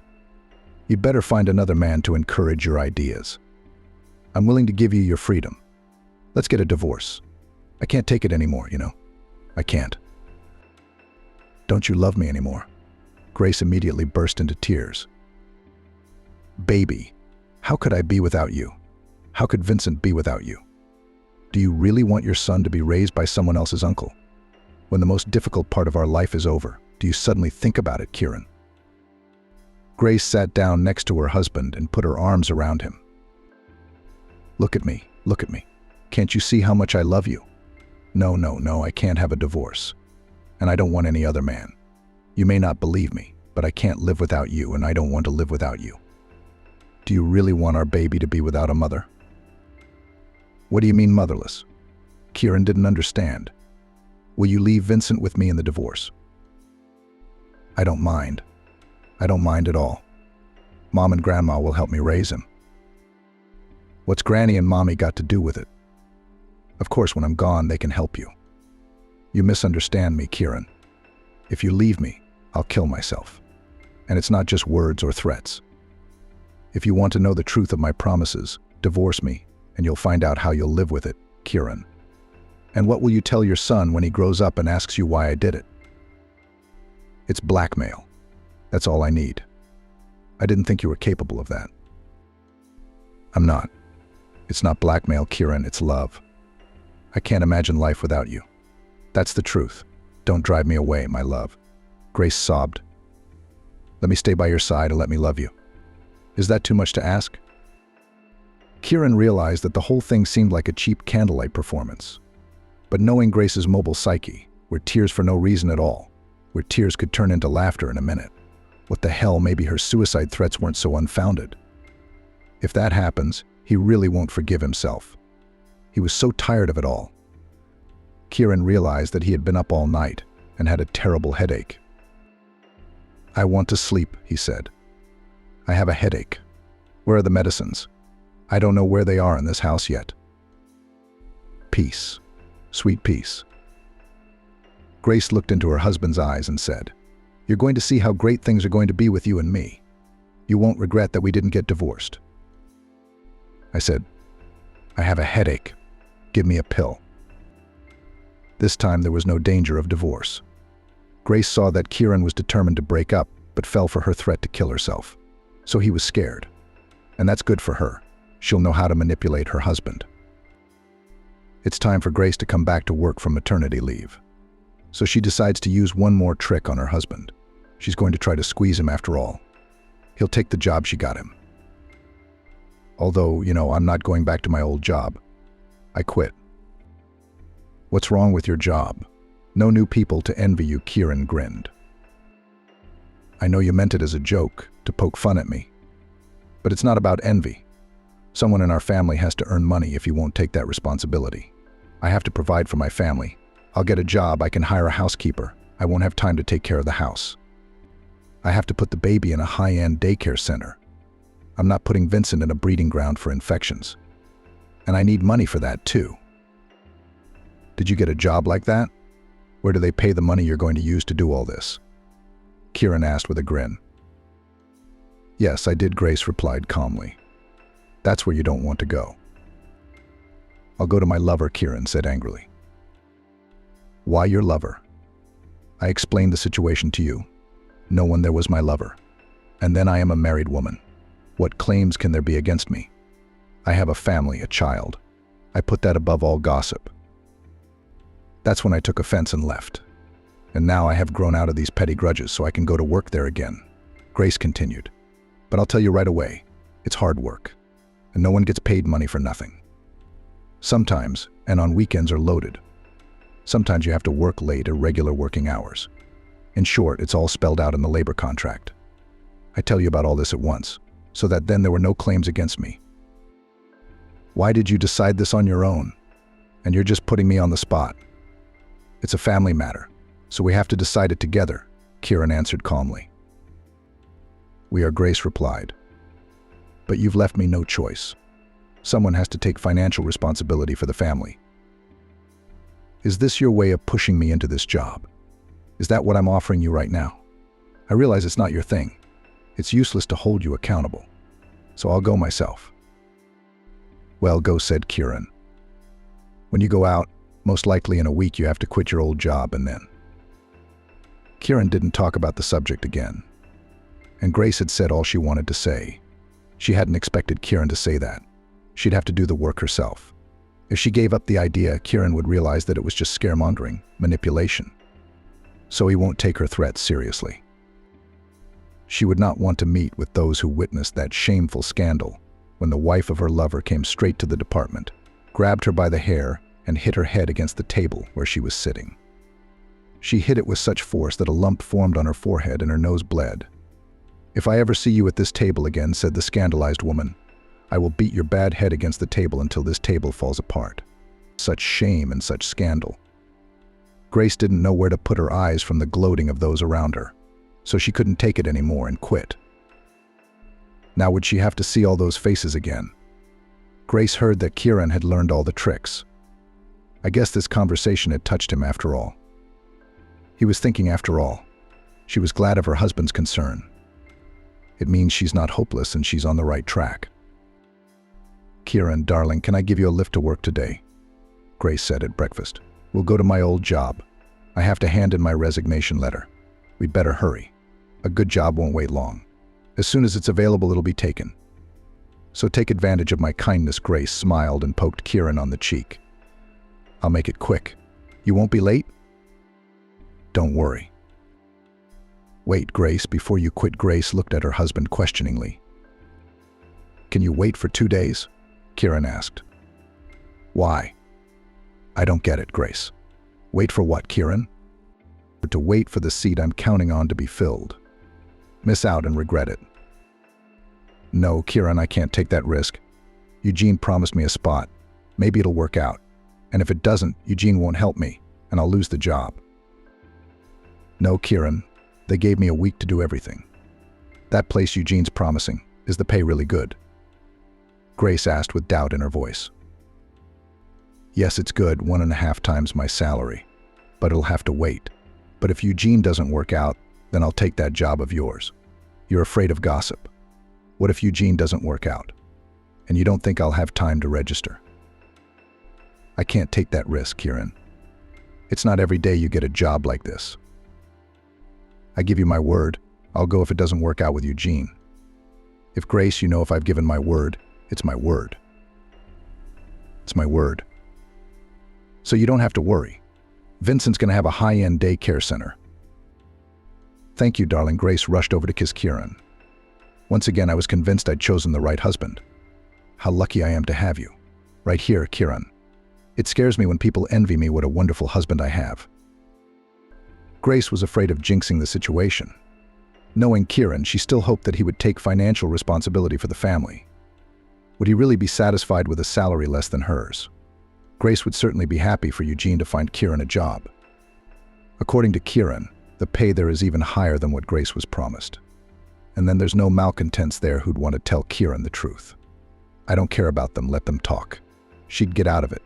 Kieran would believe her, not these envious people who did nothing but envy her. Eugene couldn't get a job for Kieran, so having given his word to his wife, Kieran had to go to work where Grace had gotten a bad name. He didn't realize that he would find out the details of his wife's liaisons with her boss and the other employees of that business so quickly. It wasn't that he'd been deliberately inquiring. It had all spilled out on its own. Kieran even liked the work interesting, promising, and he gave himself to it completely, for which he received a decent salary and even bonuses. No, of course, not immediately he found out about everything. He worked quietly until some personalities did not realize that he was the husband of the very Grace, who, seeking the best place for herself, jumped from one bed to another. It turns out that she boldly took advantage of men who promoted her career. And then she did not squander the attention of customers with whom she worked, and for the good of the company traveled to foreign resorts with these customers. It was a shock to Kieran. Who was he living with? A whore. That's why she's pulling his heart out. She's used to living the high life, and he, a simple guy, fell naively into the clutches of a predator. Grace had never seen Kieran so drunk. He couldn't speak a word. She could tell from his rambling speech that he'd found out. She didn't care what he'd been told. The next day, when Kieran sobered up, she would refute all these rumors and gossip. After all, who would he believe, her or those who had once envied her? Her, of course. She's his wife. And then there's the whole pre-marriage thing. As Kieran's wife, she never cheated on him. She just didn't have time for it. She molded her husband into the kind of man she thought he should be. Coming home from work in such an inebriated state, Kieran spoke his mind as best he could and collapsed on the bed without undressing. Grace didn't take off his clothes out of principle. He'll wake up. He'll be ashamed of himself for stooping to this, she thought. Kieran was wheezing, and he stank of booze. So Grace retired from the bedroom to the living room couch. She couldn't sleep for a long time, preparing an exculpatory speech to her husband. And then she had to keep him from doing something rash, or God forbid, he would think of quitting. To the children's and youth sports school, she turned to her son. Set the table for breakfast. Go wake up Daddy. It's time to have breakfast and get ready for work. About 3 minutes later, Vincent returned with the words, Daddy doesn't want to get up. He's lying on the floor. I wake him up, but he won't get up. Well, I've got to go bow at his feet. Grace was angry. But she realized that anger was not her best counselor today. Today she must be patient, not to quarrel with her husband, but to convince him of her innocence. She must tell him he was right. Envious people are bad. That's what envy brings people to gossip. Nasty gossip, she decided. Walking into the bedroom, Grace said, Kieran, get up for work. It's time. Kieran was lying on the floor beside the bed. It was strange. He was lying on his back with his arms and legs spread. His face is very calm, his eyes are open, and it looks like he's... Kieran. Grace shouted and turned to her husband.